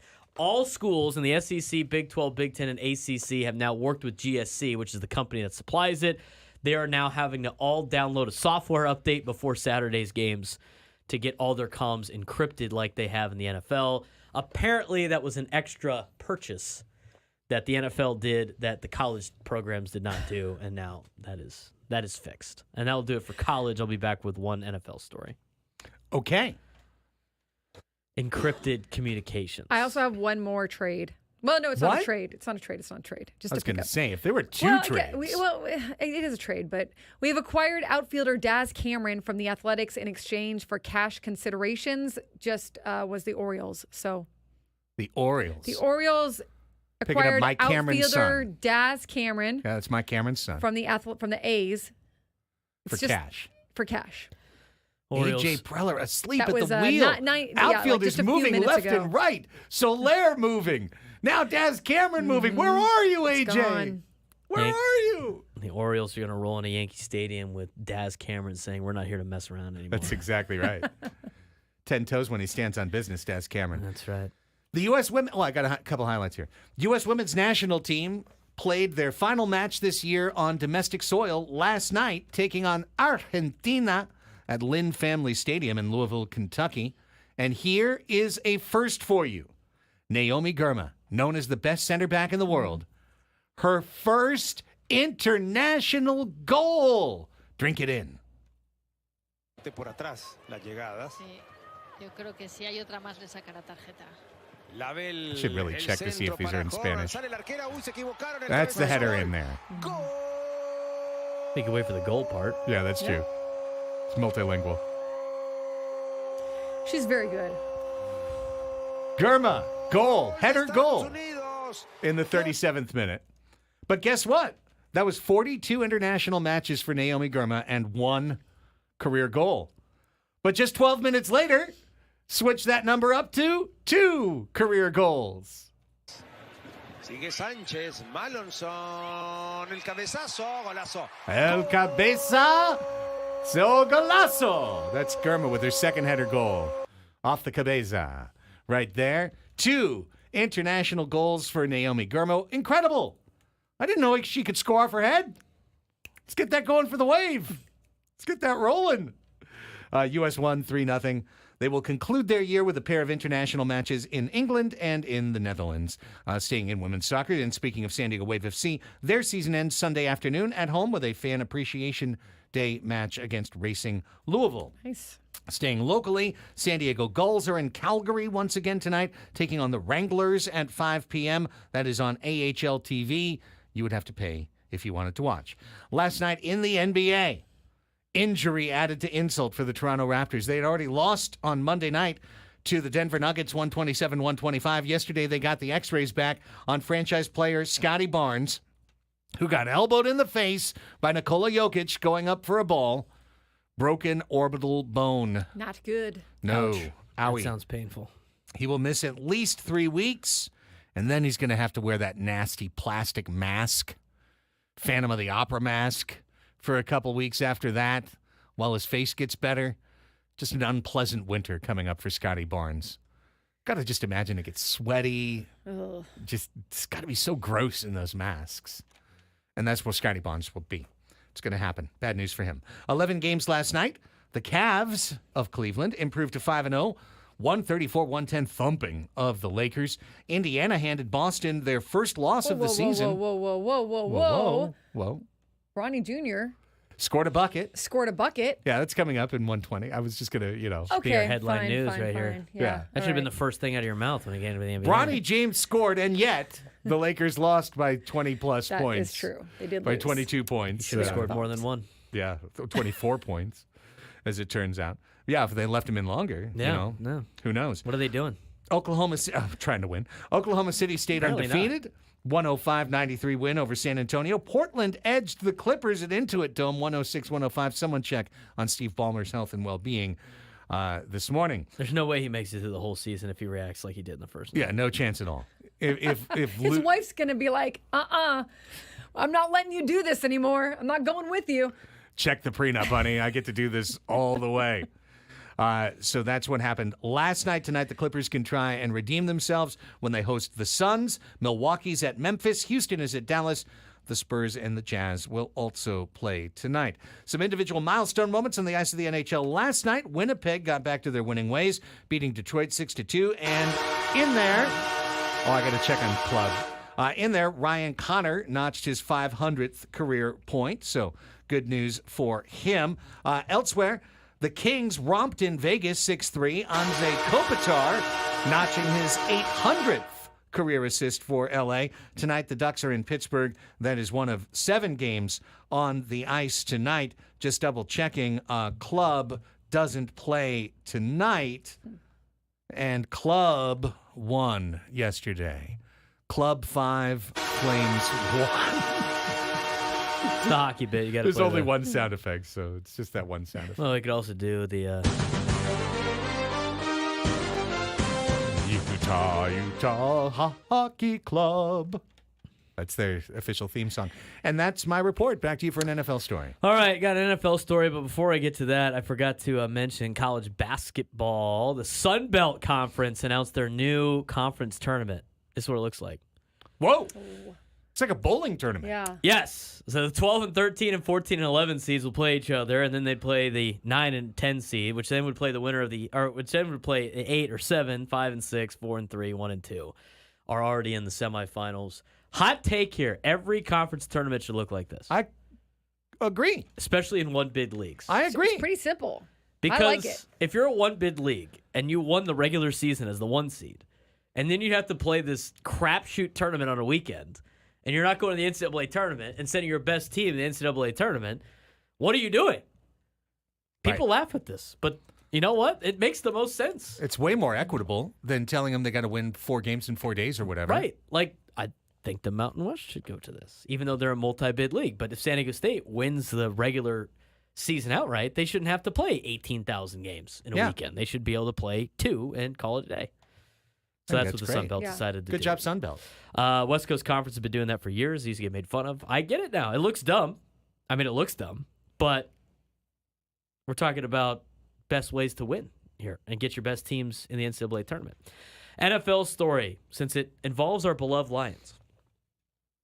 Nothing from what the Green Bay Packers did at practice Wednesday would indicate Jordan Love has a chance to play on Sunday in the NFC North showdown against the Lions. That's because, other than riding an exercise bike during the stretching period, Love did not participate in practice because of the groin injury he sustained in Sunday's win over the Jags. It was what Love said after practice, however, that left open the possibility that the Packers quarterback might play against the first-place Lions. Quote, "I think it's realistic," Love said. End quote. How much are we believing this? I don't know. Love even said he thought he could play without practicing at all this week. Well, in the NFL, you probably could do that as a quarterback. He goes on to say, obviously not practicing during the week is not ideal format for trying to play a game, he said. Like I said, things happen, but if that's the scenario, I know I'll be fine. But definitely it's not the ideal scenario for going into a big week. What percentage chance do you have at Love playing on Sunday? 25? Against the Lions. Is that fair? 25? Yeah. I think so, too. Limited practice today means he's probably practicing. Right. And they're in some cagey about all capacity. that. And yeah. I mean, I'm sure it's a little gamesmanship, too. Right. These guys end up... They play more times Yeah, than I was not. just going to say, they actually, I'll go up to like 60. If he had limited practice today, I'm sure I'd like to see what the report is on Friday. But if he's ready to play, he's ready to play. Do a lot of different things. Could be a decoy. You never know. Malik Willis has done a good job in backup roles, but since it belonged to our beloved Lions and their status, throw it in there. Other than that, the NFL, not really too much to report aside from Trevon Diggs apologizing for yelling at the Yeah, that was reporter. good for him. Good for And giving him. him a bag of D's nuts. these nuts. Yes. Ranch flavored, I heard. Delightful. That's the Delightful. end to. Delightful nuts. I mean, allegedly. I've never tried. That's the end to today's 12 o'clock Sports Fix for Halloween, October 31st, 2024. We had some interesting college football stories the last 2 days that you were away, Braden. But today, how the transfer portal is working to make the worst teams in college football good. Transfer portal good now? We'll ask that question when we come back. It's Annie and Elsten, San Diego's #1 sports station, 97.3 The Fan.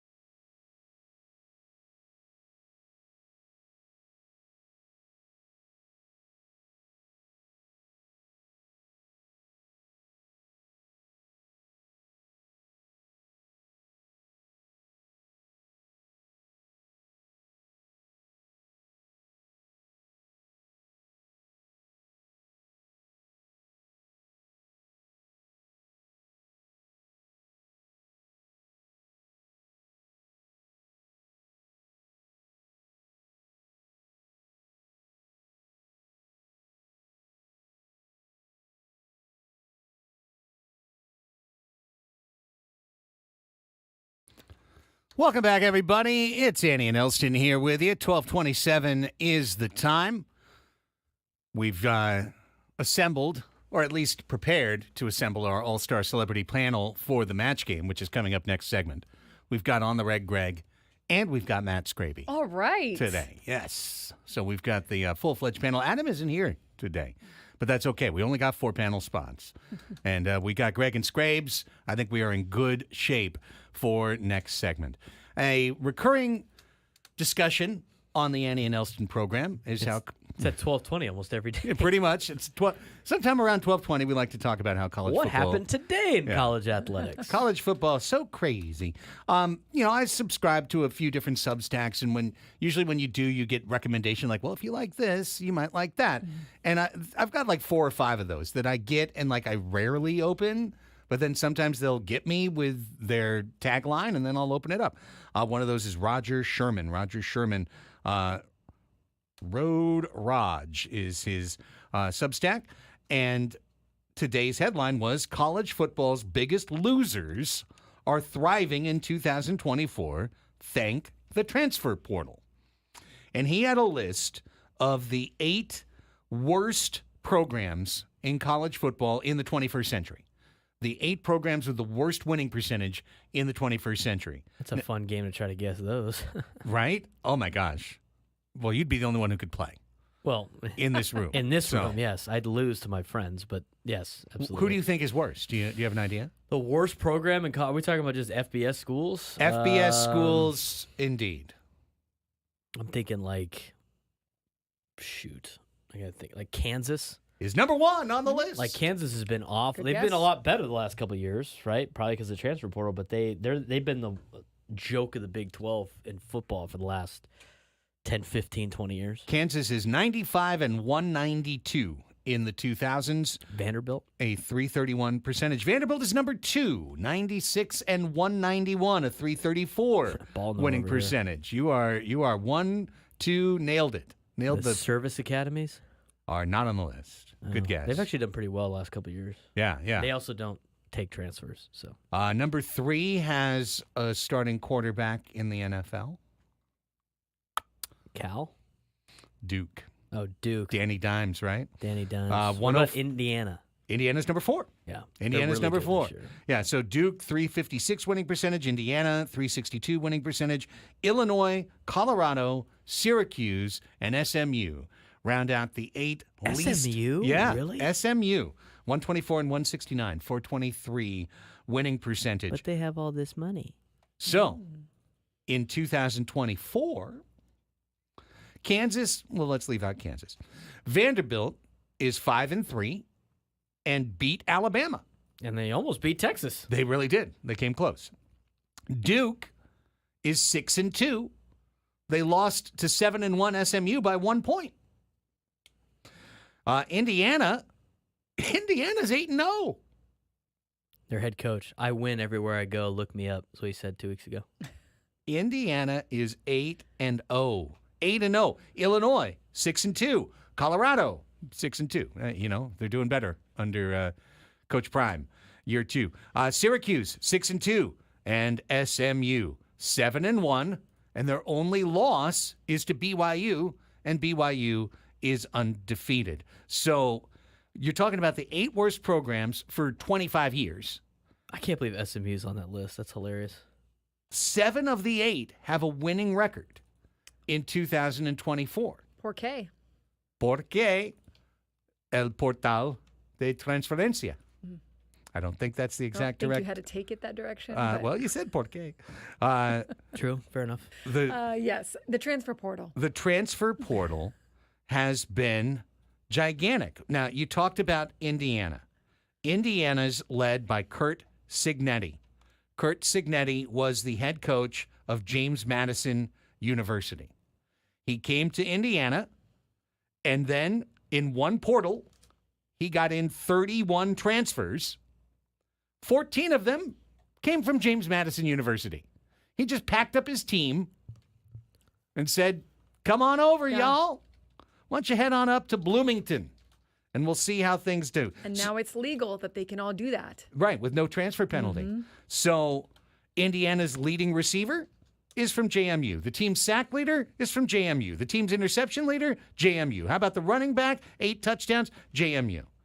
The entire team came from JMU, except for a quarterback who transferred from Ohio, and he's really good. And so that's how Indiana got good in a quick hurry. So I don't think the story is that every bad program, Annie, can transfer itself overnight. But if you're in a power conference, if you're one of these schools in a power conference like the SEC for Vanderbilt, right, like the Big Ten for Indiana, the right confluence of circumstance, coach, the right, a program in flux where you can scoop most of the top end of a depth chart, all of a sudden you've got the ability now in college football to go from a doormat to a dormant giant that's starting to awaken. That's pretty cool. Yeah, I mean, there's hope for these programs now because it was a group of haves and have-nots. And if you were in the have-nots, there wasn't really a way for you to make that jump. But now if you're a small program or a program that typically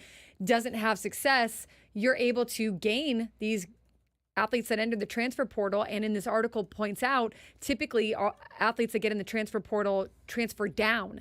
And then they get onto a team, then they have success with the team. They get a lot of playing time because the other teams don't need them necessarily. They've already recruited. They've already got their team set. So you're going into a position where you're able to maximize as an athlete, and also as a team, you're able to capitalize on these athletes who need somewhere to go and need somewhere to play and need somewhere to show their stuff. Braden was pointing out in the break, it also, though, turns the other way when there's like a Trey White for San Diego State. Correct. Where then they have success and then they get to hop right back in that transfer portal and go find a different spot for some NIL money. It definitely helps the haves and the have. It helps the have-nots that are in the Power 5. Yeah. Right. Which I think are Power 4. I think a lot of programs would say, but they're already the haves, right? Because they're in the power conferences. They have more funding and everything. It's perfect for those programs. It's perfect for my alma mater in TCU. The year they went to the national championship, they brought in a bunch of transfers to supplement the roster that they had. And they got a bunch of veterans that could go out there and play, especially right now when you still have the COVID group of kids. And I think we got one more cycle left of that where you have these, 24-year-olds playing college football that have been around for so long. But with all of those benefits for schools like a TCU and like Indiana and the ones that you mentioned, it's very negative to the schools like San Diego State on a sense that, yes, can San Diego State rebuild their roster every year? Absolutely. But they're not going to be able to keep anybody that plays well. In fact, we haven't seen them keep anybody the last couple of years. They're going to have a brand new roster almost every single year. And it's going to be a challenge to try to keep any continuity a part of your program because you can't afford a guy like Trey White on your team anymore. Like Trey White on the open market is going to get like $300 to $400,000, which is fine. Good for him. Even if you want to match that, you can't be spending $300, $400,000 on a defensive end and not pay your quarterback $300 to $400,000. Right. Like, because then all of a sudden Danny O'Neal's going to be like, well, what's going on here? I'm the quarterback. He's the defensive player. I could probably get more money to go somewhere else. So there are some pros and cons. I think some of the cons, though, are still I think the portal's open for too long. I think it needs to be open for a month, just like free agency would be. Yeah. Open up for the month of January, and that's your time to transfer. I do think you have to have some limits on when you can transfer and some time that you have to have spent before you can be transfer eligible, almost like arbitration eligible. I think they got to hammer those things out. I think they're working on that. They still have 2 transfer windows. I think they should only have 1, per year. And then I also think, absolutely, if your coach leaves or gets fired at any point in time, you have 30 days to get out. I think is a fair compromise because it's not fair to the kid that signed up to play with somebody else, to play for a coach, and then that coach leaves for more money or gets fired. Now you're stuck at a school with a new regime that doesn't want you there. So there are some pros to the transfer portal. I think it counteracts NIL a little bit. I think you have to have it if you have NIL. But at the same time, like schools like San Diego State, it's going to be really, really tough to keep their particular players. I sent it to you guys this week when I was sick and had nothing to do all day.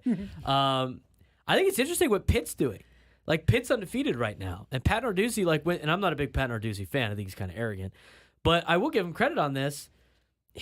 All of their NIL deals, they do not get paid until the end of the season, and they're incentivized based on how well they play, and they have hungry players in there instead of having guys that maybe get paid at the front of the season or during the season and it's not based on some results, if you're going to basically pay for these guys to play, why not have some incentives for them to play and have hungry players?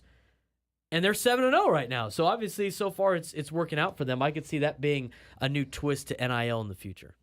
When we come back, it is time to play the match game.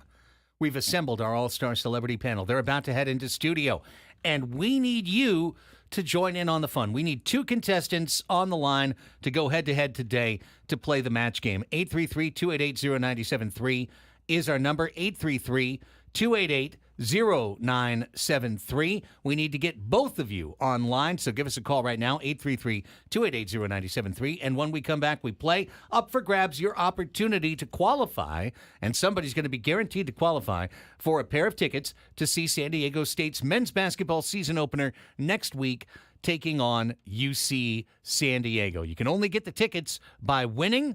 We currently have 2 people qualified in the hopper. Become the third and join us today and win the match game. 833-288-0973. We come back and play next. Annie and Elsten on the Fan.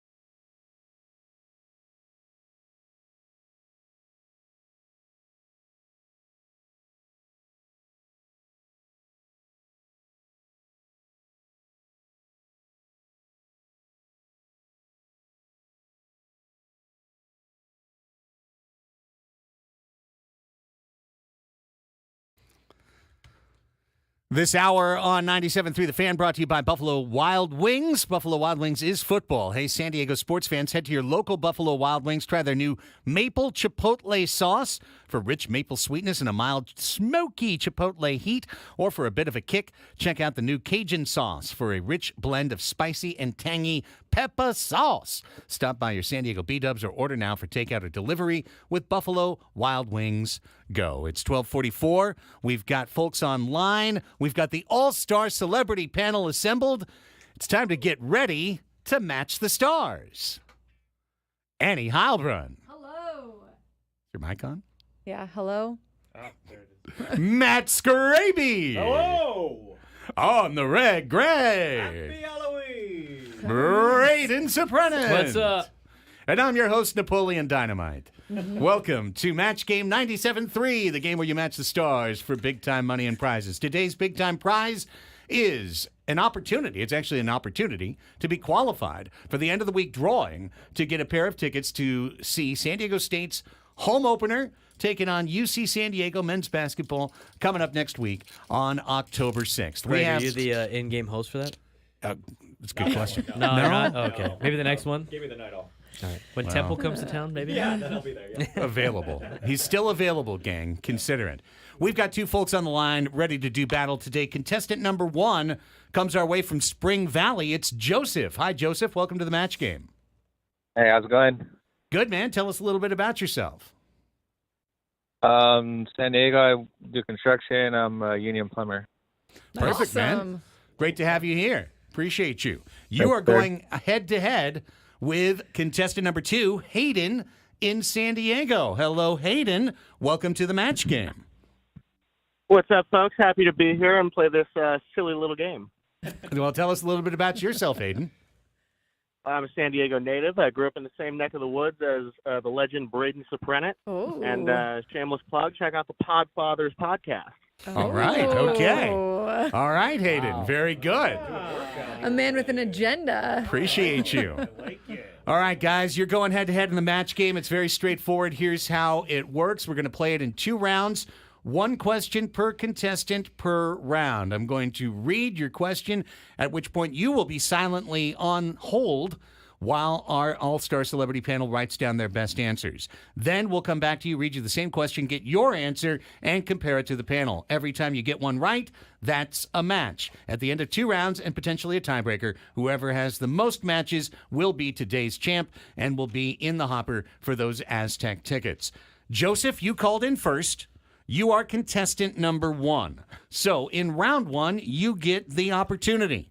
Would you like to have question A or question B? I'll go A. Going A. All right. Round 1's questions directly cribbed from Match Game 76 and one of their episodes. I think I watched that last night. Did you? You should have. No. I did not. You should have. Would have Thought been a about great way. I know. Would have made you feel healthy and That's ready. right. Whoa. Studied up. Halloween trick. All right, here we go. Panelists, round 1, question A. Lock in. A funny thing happened to Mr. Hyde. Remember Jekyll and Hyde? Yes. Okay. A funny thing happened to Mr. Hyde. When he drank his potion, he didn't turn into Dr. Jekyll. He turned into Dr. Blank. Funny thing happened to Mr. Hyde. When he drank his potion, he didn't turn into Dr. Jekyll. He turned into Dr. Blank. Panelists are thinking, they're writing, and they will verbally let the host know Done. when they are completed. That's Scraby. He's done. Done. Done. Dun, dun. Done. Dun, dun, dun, dun. They're all done. That means, Joseph, we get to come back to you, my friend. A funny thing happened to Mr. Hyde. When he drank his potion, he didn't turn into Dr. Jekyll. He turned into Dr. Blank. How'd you like to fill that in, Joseph? Hyde. Wait. He didn't I turn don't into know. Dr. Hyde. I'm just throwing out some random, Just good. a little old. He just turned into himself. Well, do we have a boo sound effect? Scraby does somewhere. Boo. All right, let's see what our panelists had to say. I had Dr. Feelgood. That's great. Dr. Motley Crue. Feelgood. That'd be Mine funny. Is, very Halloween, Dr. Kevorkian. Dr. That's Oh, good. yes. Yikes. I went with my favorite doctor, Dr. Now. Dr. Now. Dr. Life. Oh, gosh. You know what I should have gone with? Dr. Pepper. That's what I that went with. was- Dr. that Pepper. was- Braden had it. That's That's right. It's right. called Dr. Pepper. Good job, Braden. That's literally one of the answers they had in 1976. Was I told Dr. you I Pepper. watched it. 23 flavors. That's exactly what are they? Don't ask. Okay, no score for Joseph in round one. Hayden, you were there on hold. Stay right there. Here comes question B in round one. Panelists, reset, lock in. Chester the Camel said. I'm sorry. Chester the Camel. It's an interesting name for a camel. I digress. Chester the Camel said, before I go on a big date, I always blank my hump. Chester the Camel said, before I go on a big date, I always blank my hump. I'm done. Ready. Ready. Oh, those silly match gamers. Okay. Everyone's ready. All right. Hayden, back to you, sir. Chester the Camel said, before I go on a big date, I always blank my hump.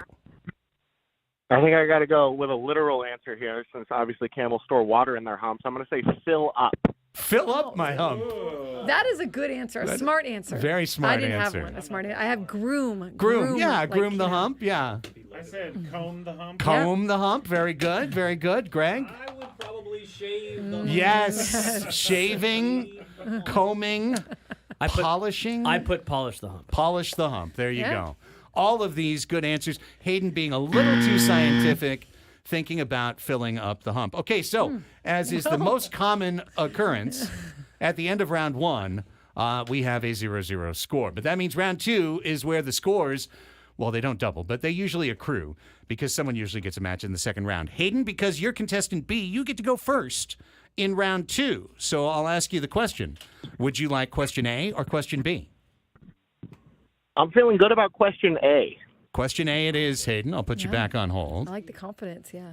Quick reminder as we head to round two that all characters that appear on Match Game 97.3 are entirely fictitious and bear no resemblance to anybody living or dead. Any such resemblance is 100% and entirely coincidental.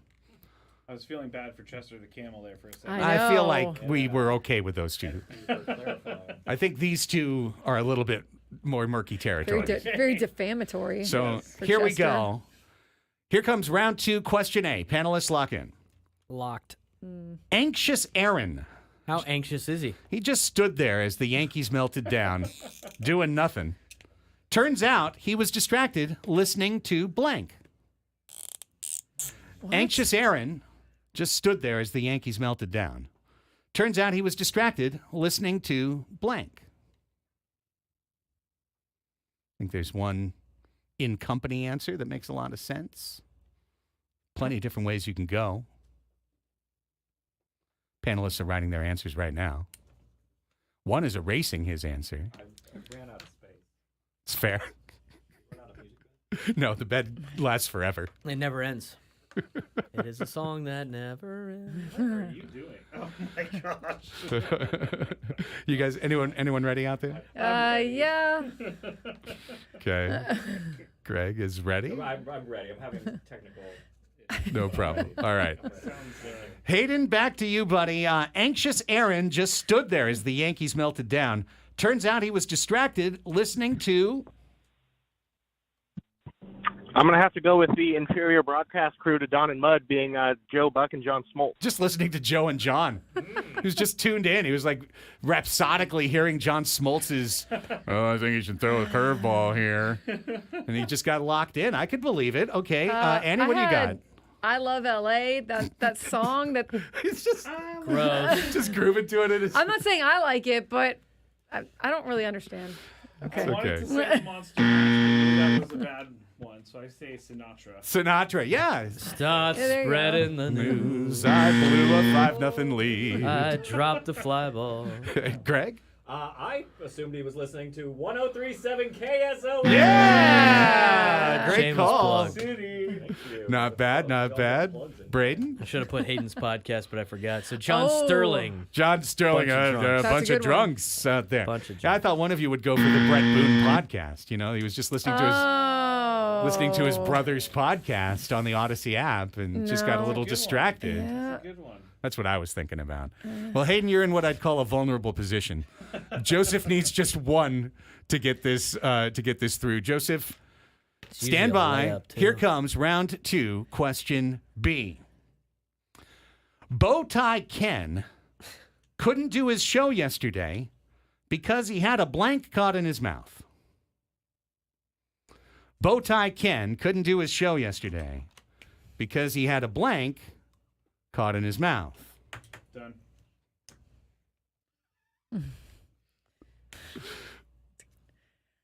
Daddy's done. All right. I'm done. Braden's done. I'm done. Greg's done. I don't know if Annie's is radio. Here's Joseph. Hey, boss ain't here. It's all right. Adam isn't here. It's fine. It's fine. Joseph. He's always watching, though. You know? Fine. Here we go, She already Joseph. said nuts earlier. I think. Yeah, I it did was. That's say a fair nuts. point. It's a Okay. fair Yeah. point. All right. Bowtie Ken, Joseph, he couldn't do his show yesterday because he had a blank caught in his mouth.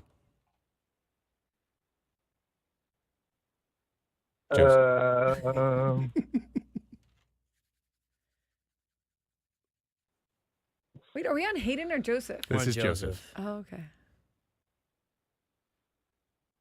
What do you think, Joseph?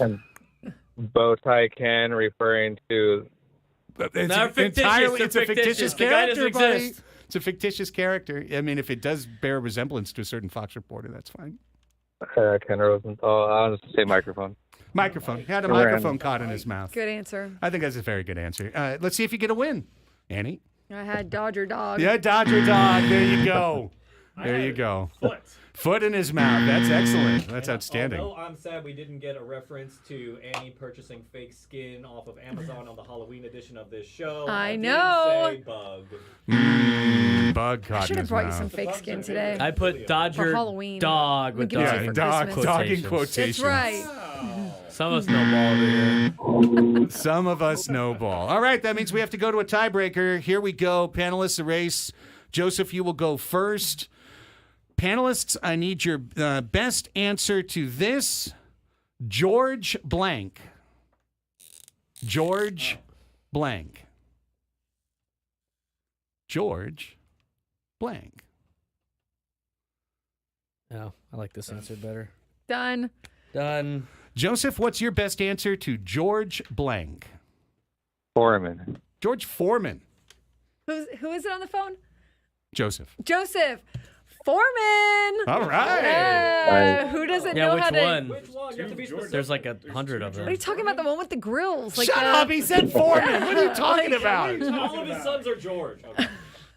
I think he means that one. Yeah. I Washington. said Washington. Very good answer. I said Costanza. Also a That's good what answer. I said. I said Costanza too. Okay, well, George nonetheless, you got a point there, Joseph. That's huge. Okay. Especially right now. Yeah, right now it's huge. All It's right. the only point. I feel like points are always premium at this stage of the game. Second tiebreaker, panelists, write down your best answer to stop blank. Stop blank.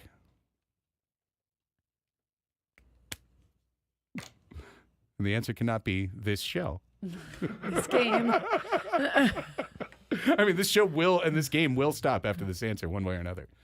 Nonetheless. I'm ready. I'm ready. Ready. Okay, Hayden, 1 to tie, 2 to Fucking win. screwed.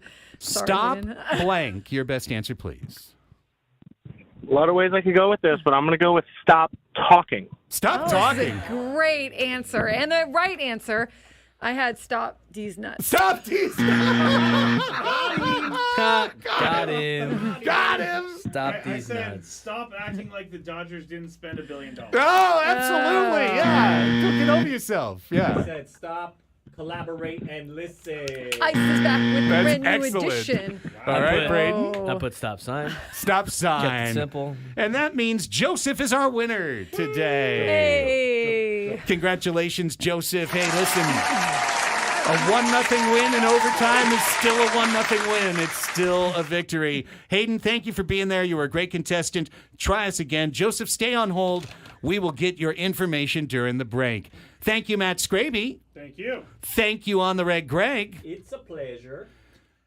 Braden and Annie and I will be right back with hour number 4 of Annie and Elsten after this quick timeout. Stay right there, friends, on the San Diego #1 sports station, 97.3 The Fan.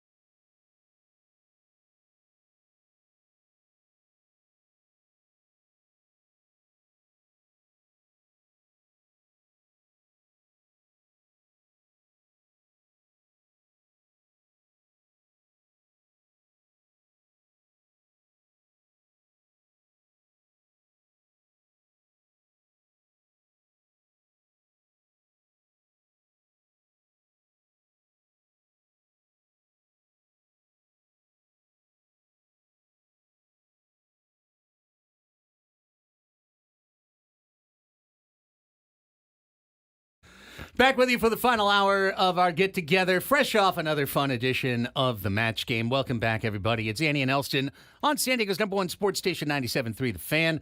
All together on our Halloween edition for our fourth and final hour of live local San Diego sports talk radio. Annie Heilbrunn here. I'm Craig Elsten. Braden Soprenet alongside as well. We go till 2. Gwen and Chris back with Matt Scraby, checking in from 2 till about 4:30. That's when they will sign off, and the Westwood One pregame show begins as the Jets take on the, I forget. Texans? Is that the Texans. Jets-Texans, Thursday Night Football, courtesy of Westwood One. The 6-2 Texans. Yes. And the 2-6 Jets. But no Stephon Diggs anymore for the Texans. He's out for the year with a knee injury. So a little harder sledding for C.J. Stroud. There's one guy in America who bet did you hear about this? A $50 5-team parlay. And he's got 4. For championships. For championships. Yeah, and, UConn women's basketball. UConn, I thought it was men's. But yeah. Men's. Yeah. UConn men's basketball. Men's basketball. He had the Celts. He had the Celtics. The Dodgers. He had the Dodgers. And he had Florida. He had the Florida Panthers for NHL. And then he has the New York Jets. And then he has the Jets to win the championship. That's a $50 bet to win $1 million. Yeah. How do you He pick could the cash Jets? out right now for $4,700. That's the tough part about the parlays. It's always that last one. Yeah, that's why they're But so how hard do to you hit. pick the Jets? He wanted to make the most money, and also I heard he's a big Jets He fan. might be a Jets fan. But nonetheless, as Braden said, he's got a cash out on his bet that's going to be good until about 5 o'clock today. When they lose again. How do you Because when they lose cash again, out, though? You have to... What do you mean? He did it on the app. Like on those apps, those betting apps, you can cash cash out. out. they'll give you a surrender You can value. cash out whenever. Like so, if some of them are Oh. hitting, they entice people to just cash out so they don't have Got to pay it. the freight. But if it's like not working out for them, then the cash out decreases or increases based on how good the team or like how likely the plays or the parlay thing is going to hit. Mm-hmm. Precisely. So, homie has about 3-4 hours to cash out his bet before it turns into dust after the Jets get beat again and fall to 2-7 and their Super Bowl odds drop to like 1% or whatever. Like for a minute, he's got a ticket today. For the rest of the day, he has nothing. So get to it. Get to it and chop. Meanwhile, resetting some of the big topics from the show earlier. Obviously, last day to talk about a baseball game and a baseball result because the World Series is over. The LA Dodgers are the champions of baseball. They have now won a full season, 162-game schedule, championship. Can I just go back to your parlay for a second? Yes. He told USA Today there's no chance, no shot about cashing out. He said, quote, the Jets about to go on a run. Y'all will see. Jets about to go on a run. That's why Y'all that will guy see. bets on sports. Yeah. Hey, buddy, I'll bet you $50 you're wrong. Now, we'll see it before the minute ticks down where it expires for that, Yeah. But we'll see if When the changes Jets are his down mind. 34-6 at halftime Right. and his surrender value goes down to $1.50. It's been a rough week for New York, as mentioned in the chat, but also they're the only metro this week to lose the sports equinox. Yes. Oh. They lost every sport to the sports equinox on Monday. Good call. That's a bad call for them. They went 0-4. That's hilarious. They didn't. They didn't. Golden Either sombrero. it was the NBA or NHL didn't play for New York, but the MLS did, so it filled in. Yes. But they went 0-4. New York on the City sport. FC played, right? Yeah, and they lost. And they lost. C'est la vie. Well, guess what? The Yankees didn't deserve to win. The Yankees never deserved to win. That wasn't a team of the class of the National League. And it is completely acceptable, nay, appropriate, for Padre fans to hold just a little bit of, whether it's resentment, nostalgia, whatever word you want to use, a little bit of there, but for the grace of God went us. It could have been us in that spot. We were better than the Mets. We were better than the Yankees. The Yankees showed a complete lack of championship mettle yesterday. melting down on their home field in a must-win game with a 5-0 lead, with their captain having already homered, with back-to-back bombs already, with Stanton, who's been their playoff hero, already putting one over the fence, with their ace on the mound throwing a no-hitter. Somehow, the Yankees figured out a way to donkey away a game by playing the level of defense that a fifth-grade team would be expected to step above. And by that, I don't mean the Volpe error. That was an error. That was just an error. Could he have gone to second? Maybe. Could he have thrown to third better and gotten the lead runner out? Yes.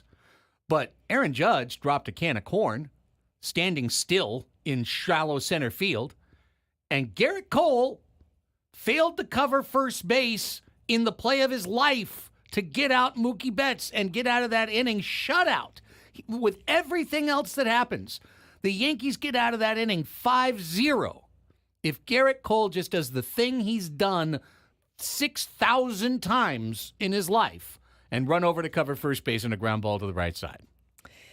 You cannot win a World Series, let alone contend in a World Series with sloppy play like that, especially going against a team like the Dodgers, which was just better than you flat out. So you had to play clean baseball. You had to play the games of your life in order to stand a chance against them and take them to the finish line in games 6 and 7.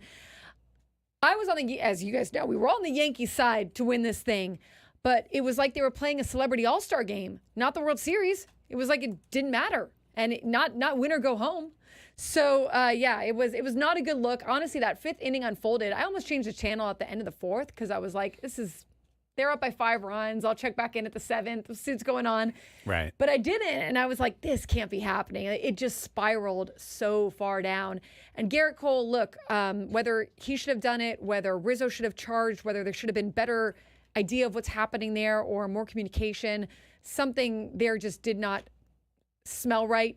Because it's the World Series, you can't just assume that the other guy is going to have it. You can't just assume it's going to get there. You got to go as hard as you can. I also fault the Yankees, though, for not coming out to the mound for Garrett Cole and giving him a second to breathe. 100%. The catcher, the pitching coach, the manager, someone get out there and just tap him on the chest for a second.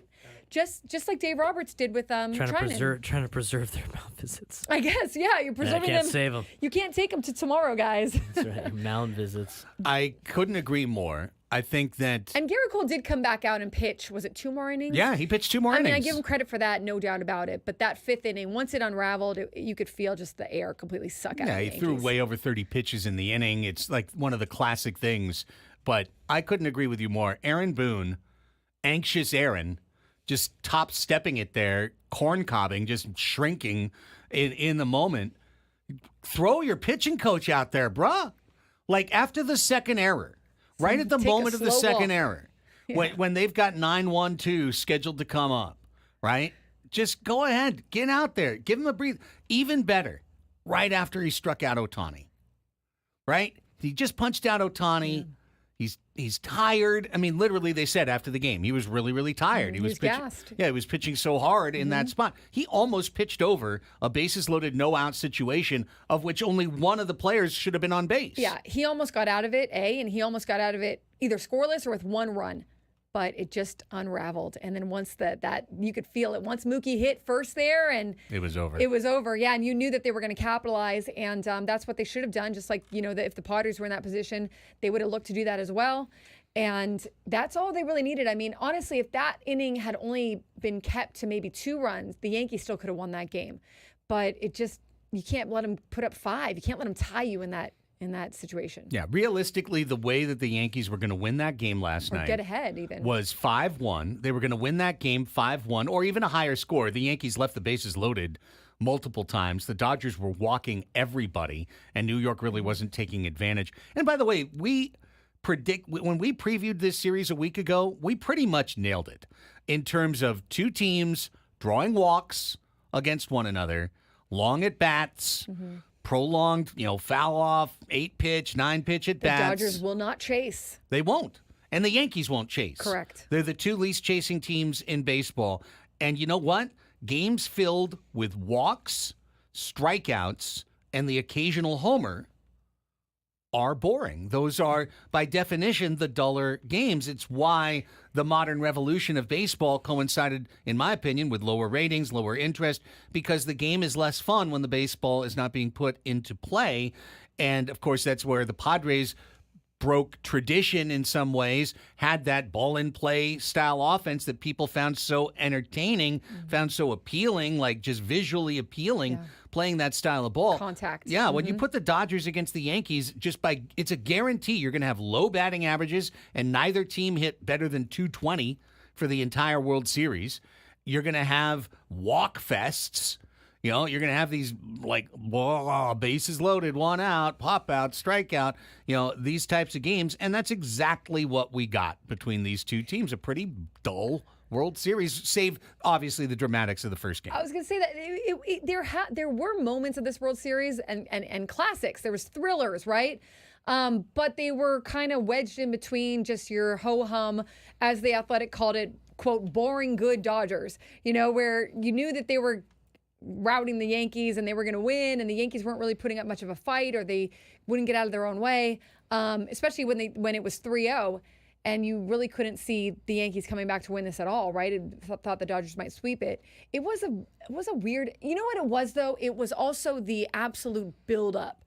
It was the buildup of Shohei Ohtani and Aaron Judge, and honestly, neither of those players, Aaron Judge hit a home run in the last game. He hit an RBI in the game before, but he's probably going to be remembered and remember himself by the ball that he dropped. For dropping the ball. Shohei Ohtani, okay, you could argue the injury affected his impact, but he really wasn't much of an impact in that World Series at all, or even, getting into there.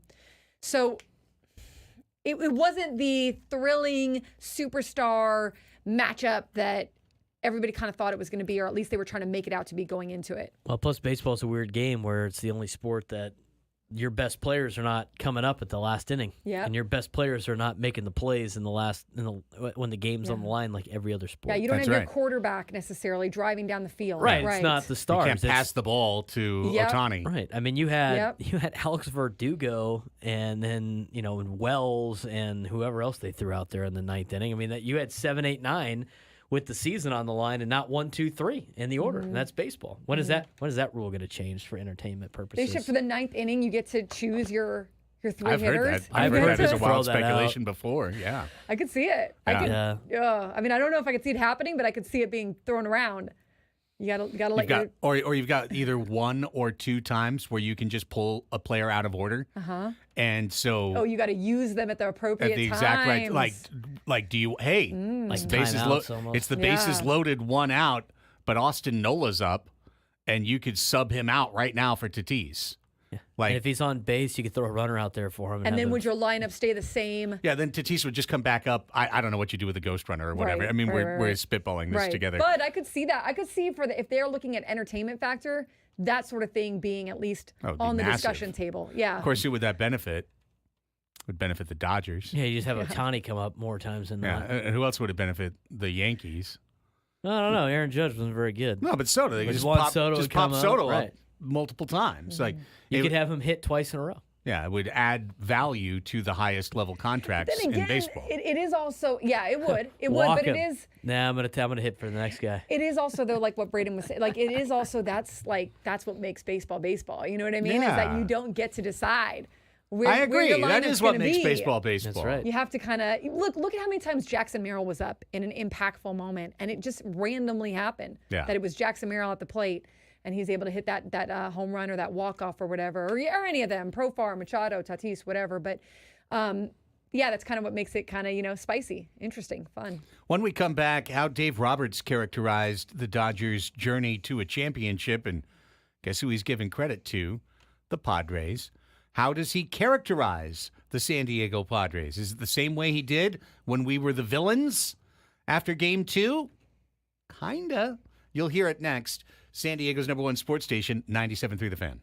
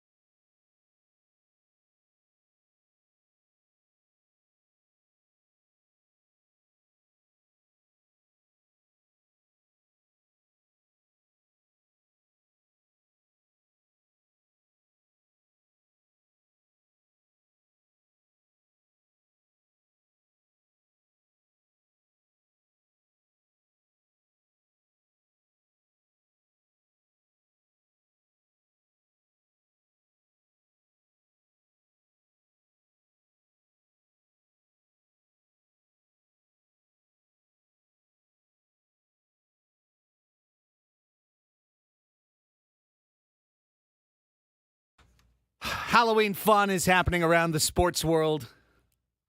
Definitely an upside to this particular holiday, Annie. I was just thinking, too, for Braden's, the games he was saying, the high school games on tonight, I'm guessing people will come dressed in costume to watch, right? I'm sure they will. Thank God when I was in high school, I never had to play on Halloween. I think they played when I was in 8th grade, I think it was when the schedule lined up. We had to play. There are a lot of freshman games tonight, though. I think it's fun. Show up in costume and watch. We have 2 freshman games tonight. My costume's falling apart. Yeah. You're getting. I'm losing hair. You look like you're nervous over there. Yeah. Like, You're stressed I stressing need out. to go to the doctor. I've already, Yeah, that's right. Just 4 hours and it's just coming out in patches. What can I do? You look really distraught right now with the hair. Yeah, nonetheless. Rough night last I night? do look a little distraught. The hair just makes it look Should like have a it. picture of me in the stands from Game 4 and have that be how it started, and then me right now. How's it going? You look like I think I saw 25 Yankees fans that look like you during the game last night. Oh my Lord! I just put the link in 115 in the rundown, Braden. We just saw one during the break. You know, Twitter's good for a lot of bad things, but it's also good for a few good things along the way. Today, the Charlotte Hornets playing tricks on their superstar LaMelo Ball. This is so good. This is we'll play it for you here on our YouTube feed. But for the folks listening on the radio, LaMelo is there's a hidden camera set up inside a stairwell. LaMelo is just walking down the hallway of his training facility, coming toward the camera and toward the stairwell. He's singing. He's just living his best life. And there's a scary little clown. Like a scary clown. Yeah, a little Pennywise-looking, scary, creepy clown that is hidden inside the doorway waiting to scare him. Spoiler alert, LaMelo will be scared. When LaMelo is scared, he will take your head off, as it turns out. He knocks this guy's head off. Here he comes. He's walking in. He's happy. Can't see. Singing songs. He slaps the clown. Blows his head off. Boy! Hell no, it's too early for that. Oh, hey, And he falls on the stairs. He's so Laughs on the scared. stairs. Everyone is laughing, and he's like, feel my heart. So good. Hilarious. Props to the teams that have some fun with this on Halloween. If you're a football team, a basketball team, you can have some fun with this. Yeah, the Bengals did one. It's 2 minutes long, so we're not going to play because it doesn't work as well He on doesn't the radio. scare like Jordan Battle doesn't scare like anybody. So Jordan Battle's defensive back with the Bengals, and he replaces the mannequin. Yeah, they have a mannequin outside their locker room. I don't know why. But The mannequin outside the locker room shows the uniform they wear like that week or the week. Oh, okay, because like they wore this is those, your game They wore days those fit, last week. yeah. And so he dresses out in their all white uniform that they had, and he replaces the mannequin. But here's where like they did a couple of years ago. Here's the problem with the Bengals. They put it out on their Twitter a couple days ago of what it was a couple of years ago. And so like they at least alerted the masses about, remember when we did this? And so Jordan Battle does it today, and most of the players that got 2 years ago were on it. Like Joe Burrow got scared, you know what, 2 years ago or whatever it was. This time he just walks by. He's like, "No, something's wrong with this. What's up?" And Battle could not do it. The only guy Jordan Battle gets is the other player that did it 2 years ago. He was the only guy that got scared by the mannequin because I wasn't expecting it. And then he complains. He was like, "How are you going to do that to me when I started this?" yeah, Well, there you go. I'm the originator of all of this. I am the originator. There was a Mike Hilton was his name. Mike Hilton's the guy that did it last time. And then they did it to Mike Hilton. They got him back. It's funny. There's a good story in The Athletic about a hockey goalie mask designer who just, as a side job, would make the goalie masks for the NHL from 1988 to 2000, and left his card at an athletic shop, and the Hannibal Lecter, when they were making the movie for Silence of the Lambs, the costume designers went to the athletic shop to see if they could buy a hockey mask that they could use for that scene where he's talking, with that tan. Right. Yeah, and took this guy's card, and because they didn't have anything in store, Nice and he Chianti. ended up making the Hannibal Lecter mask and for $400. Wow. Well, Yeah. it's funny. Like What I a was, story. That I is a was cool story. watching as I was sick. I told you guys I was watching the Behind the Attraction TV docuseries or whatever on like the rides at Disneyland, and the one for the Haunted Mansion was great. But part of the story, as they're building the Haunted Mansion at Disney Imagineering, the office where they're tricking out, like trying to mess with all the scary stuff. The janitor went in there the first time, and most of the stuff had like black light, like neon things. And so the janitor would walk in and just be like, I can't clean this room. And so they told the two Imagineers, hey, can you leave the light on for the cleanup crew? Because they're afraid of your room because it's haunting. It's ridiculous. And so what they did was they put the lights on a timer. And so they had the lights on, and in the middle of the night, when they knew the cleaning crew was going to be there, they had the lights go off, and they had all their animatronics turn on. Oh, no, I'm out of there. And so the cleaning crew goes into their room, they left the light on, and they walk in, and like all of like the Hatbox Ghosts and all this other stuff. At one point during their cleaning crew, lights turn off, neon lights and the black lights turn on, and all of the creepy things start moving around, and they hightailed it out. And the next day at work, the Imagineers show up, and the services people of the building go, they are no longer going to clean your room. So you are now on your own for cleaning your room. Exactly. And so for the remainder of time, as they were working on the Haunted Mansion, That's what you get. at Disney Imagineering. They had to clean their own room, but both the Imagineers said it was absolutely worth it. That's so Amazing. funny. Hilarious. I had a spooky thing happen yesterday. What's that? Well, you know how my fire detector, my Yeah, smoke the detector- chirp. Yeah, the Yeah. chirp, chirp, chirp. So, so I went home, I changed the battery. It was all good. You know, that was at like, 3 or something? Yeah, yeah. And, no problem. 9 p.m. Chirp? Chirp, chirp, chirp. What, a 6-hour battery? It was a new battery. Man, just don't make batteries like they used to. Right. So I went back in, redid it, and it stopped. But I'm like, this thing is haunted. It's haunted. It's a haunted smoke detector.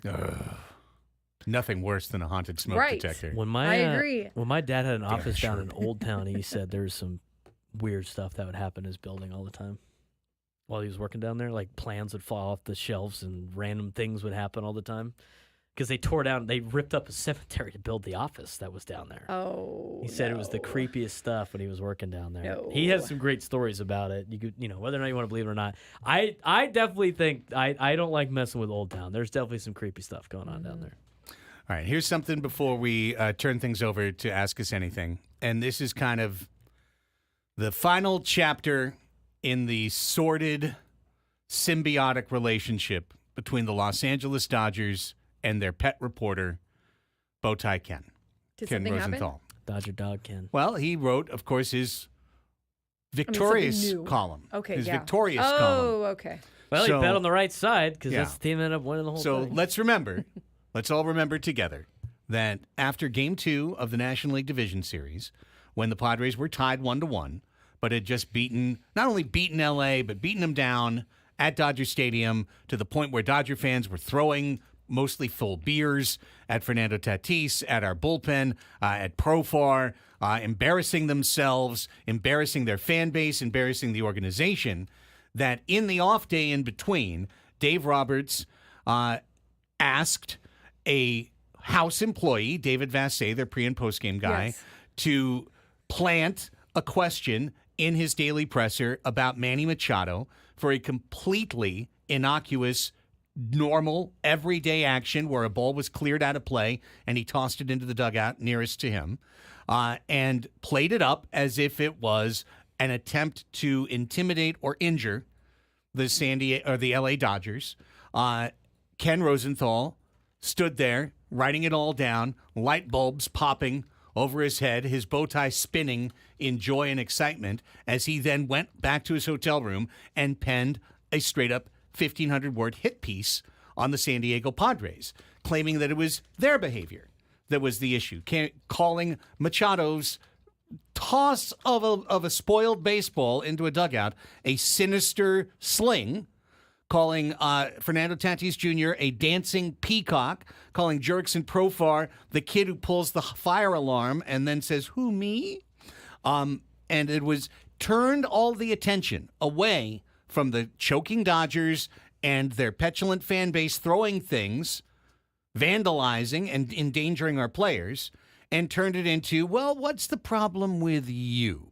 What's your problem? What is the matter with your behavior that is bringing it all out every time we play you? Okay, so with that as the backdrop, then Rosenthal went on the air the next day on Game 3's broadcast and said, all anyone's been talking about in baseball is Manny Machado's sinister sling, right? And tried to play it up. And then after the Dodgers beat the Padres in games 4 and 5 and moved on to the National League Championship Series, he wrote part 2 with Dave Roberts, where they admitted that the whole thing was a fabrication in order to inspire L.A. against a team that they felt legitimately intimidated by, the San Diego Padres, that it was a deliberate attempt by Dave Roberts to shift the narrative away from his team onto the other team and onto himself.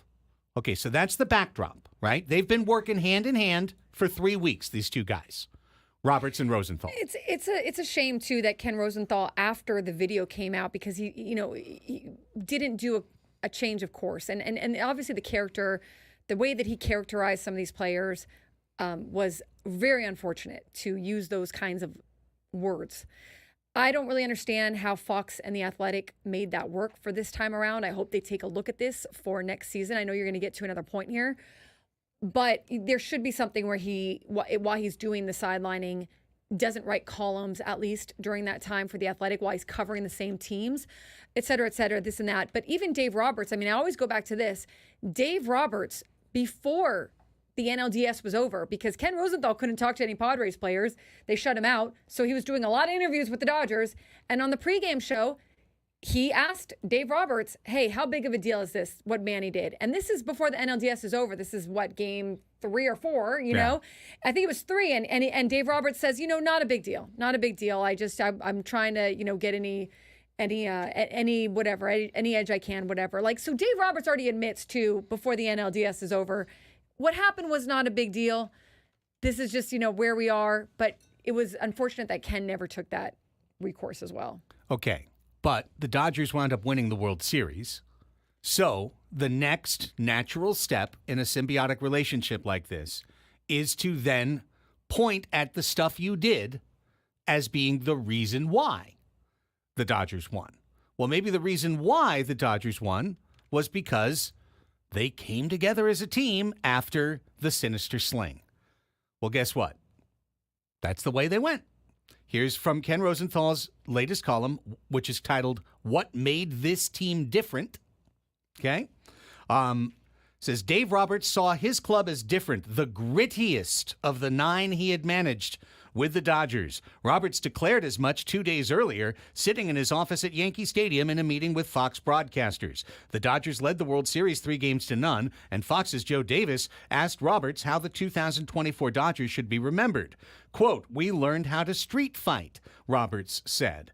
In the 2022 Division Series, Roberts said, the Dodgers were, quote, out-toughed by the San Diego Padres. In the 2023 Division Series, they were, quote, hit in the mouth by the Arizona Diamondbacks. This Dodgers team was different. This team again met the Padres in the Division Series, but rallied from a 2-1 deficit. Blah, blah, blah. To Roberts, the comeback epitomized the Dodgers' newfound edge. Quote, we outfought the Padres, and that's their style, Roberts said. They're like brawlers. They're like the UFC. We're like the technical fighters, but we showed ourselves that we can brawl. Okay. I'm sorry. I think that's just nothing about stupid. that is true. And whatever makes you lay your head down at night, I don't think any of that. The reason I don't like all this is because I think that there's people within the Padres front office that believe this as well. It's like you're essentially saying, well, the Padres are going to use this as an excuse, like, hey, we didn't win because all the attention came back on us. And no, you didn't win because you didn't hit in 24 innings. And if you didn't hit because of the attention coming back on you, then you've got to get tougher as a club, because this is not going to stop. When you can't go into the next World Series or the next postseason and be like, everybody be nice to us. Please treat us nicely. You can't worry about what other people are saying on the outside. You can't worry about things that you can't control. And I don't think that this is the case. I think that it's easy for Dave Roberts to say that because in hindsight, you get to say, I know for a fact because the Dodgers beat writer said it many times, the Dodgers were embarrassed by what Dave Roberts did. They were embarrassed by that whole thing. Now they're not because they won a World Series. Right. But they were embarrassed about it. Everybody who saw what Manny, that throw thought it was the stupidest thing ever. And a lot of people saw it. So it wasn't like Manny was guilty of something. So it should have, the Padres went out after that whole thing happened and they won the next game. They won it. It wasn't like the noise got to them. They won it. Then they lost the next two. I just don't like that way of thinking of like, well, or if it's true, then you've got to reckon with that. If you're saying, well, the Padres lost because too much media attention came back on the team, then you're essentially saying the Padres are not equipped to handle that kind of media attention. Right. And that's that. Then you got to reckon with that. I hope that anyone who's thinking that has a conversation about that.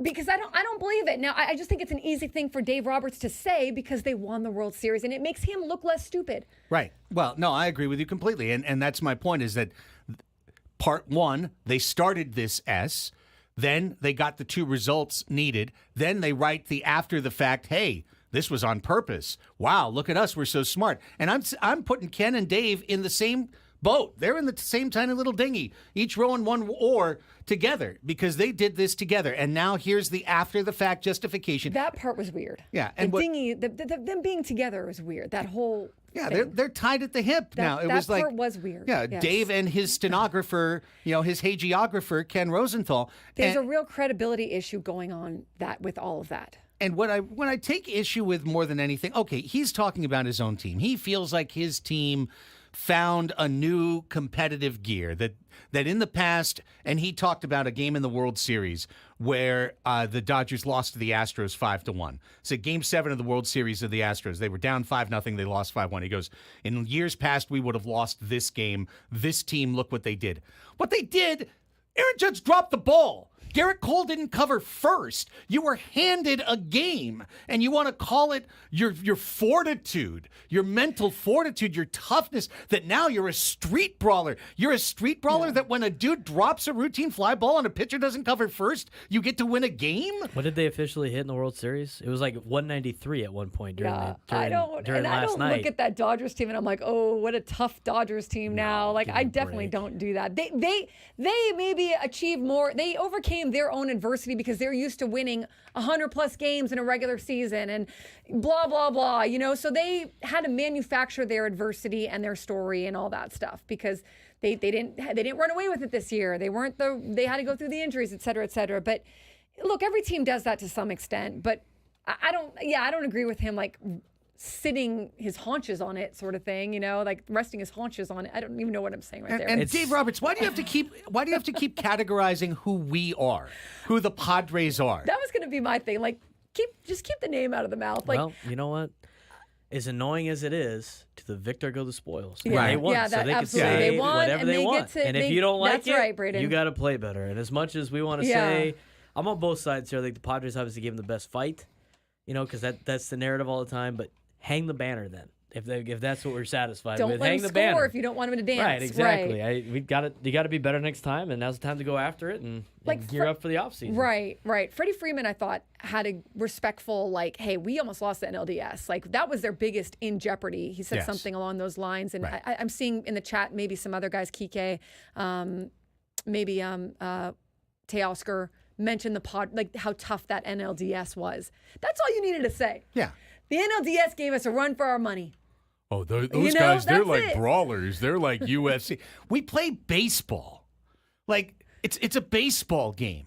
There's no such thing as a brawler in baseball. It's Sinister sling. I think, too, you open the door then. If you're the Dodgers, if you don't make it out of the NLDS next year, or whatever they end up getting to. Which is highly possible because it's baseball. Right. Then you're essentially saying we're not tough enough. We had no toughness this year. You're not if brawlers you're opening anymore. the door for that. Right. We're not brawlers anymore. Yeah. All right, let's take our last time out. When we come back, we'll open up the phone lines for Ask Us Anything. 833-288-0973 is our number. 833-288-0973. 973. Give us a ring. If you call in the next 8 minutes, we will put you on the air. All we ask is that you have a question ready to ask the show. Gwen and Chris come on the other side of that. It's Andy and Elsten. We'll do Ask Us Anything next on The Fan.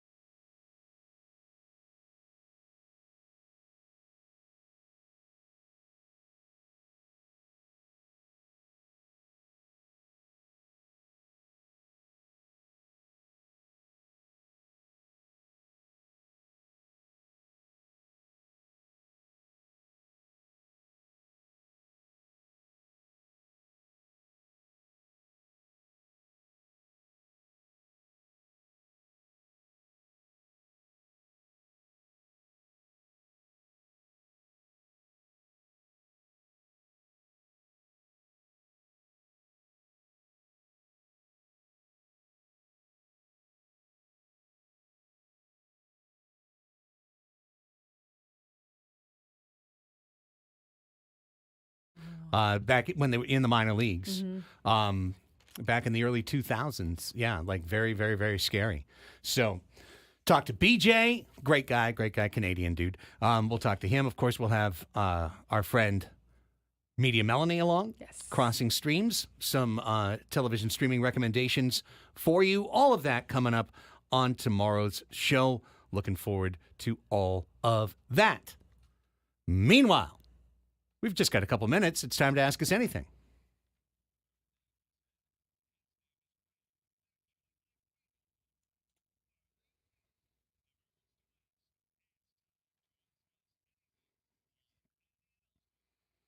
833-288-0973 is our phone number. Here is Juan in Vista.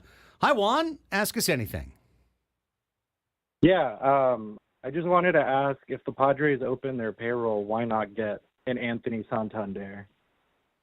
I mean, listen, the if is doing all the work in that sentence, my friend. I'm not against it. If you can if afford they him. open their payroll, yes. Yeah. Switch hitter, big power. Could put him, I mean, listen, a world where, I hate to say this, but a world where Profar walked and you plugged Santander in left field, you'd be a more powerful team for sure. He'd fit in the middle of your order. No question about that. Might not have the same on-base percentage, but yeah, you know, it's a possibility. I do agree with Annie, though, Juan. I think if the Padres do spend in the free agent market, it's going to be on the mound. Yeah, I think it'll be a pitching person, either in the rotation or reliever. Yes. Here's Jim in Chula Vista. Hi, Jim. Thanks for calling. Ask us anything. Hey, you guys, did you know across the street from 7 Mile Casino, around where the Marine Aquatic Center is, used to be a motel. And one night, Mr. Ginger Baker, Jack Bruce, and Eric Clapton were detained by the Chula Vista police. Really? Well, I love stories like that. Wow. Yeah. I kind of remember the show, guys. It was around 67, 68, and I sort of I have some memory lapses from there. But I remember them getting detained, and their mugs were in the Chula Vista Star and the San Diego Union. Well, sounds like a great story. Sounds like a great night. Jim, thanks for the Thanks, call. Jim. The night that Eric Clapton got arrested in Chula Vista. What was the question? Some San exactly? Diego It wasn't. lore. It was just... He was asking us if we knew about it. if we knew. Oh. Did you Right. know this thing I'm about to tell you? Yes. No. That's a great question. Did not know that. Neil in the chat asks asks us if we could smite one team from the earth. Would it be the Dodgers or the Chargers? Oh, I don't know. Smite them. You can smite wanna them, Annie. This smite is a anyone. smiting.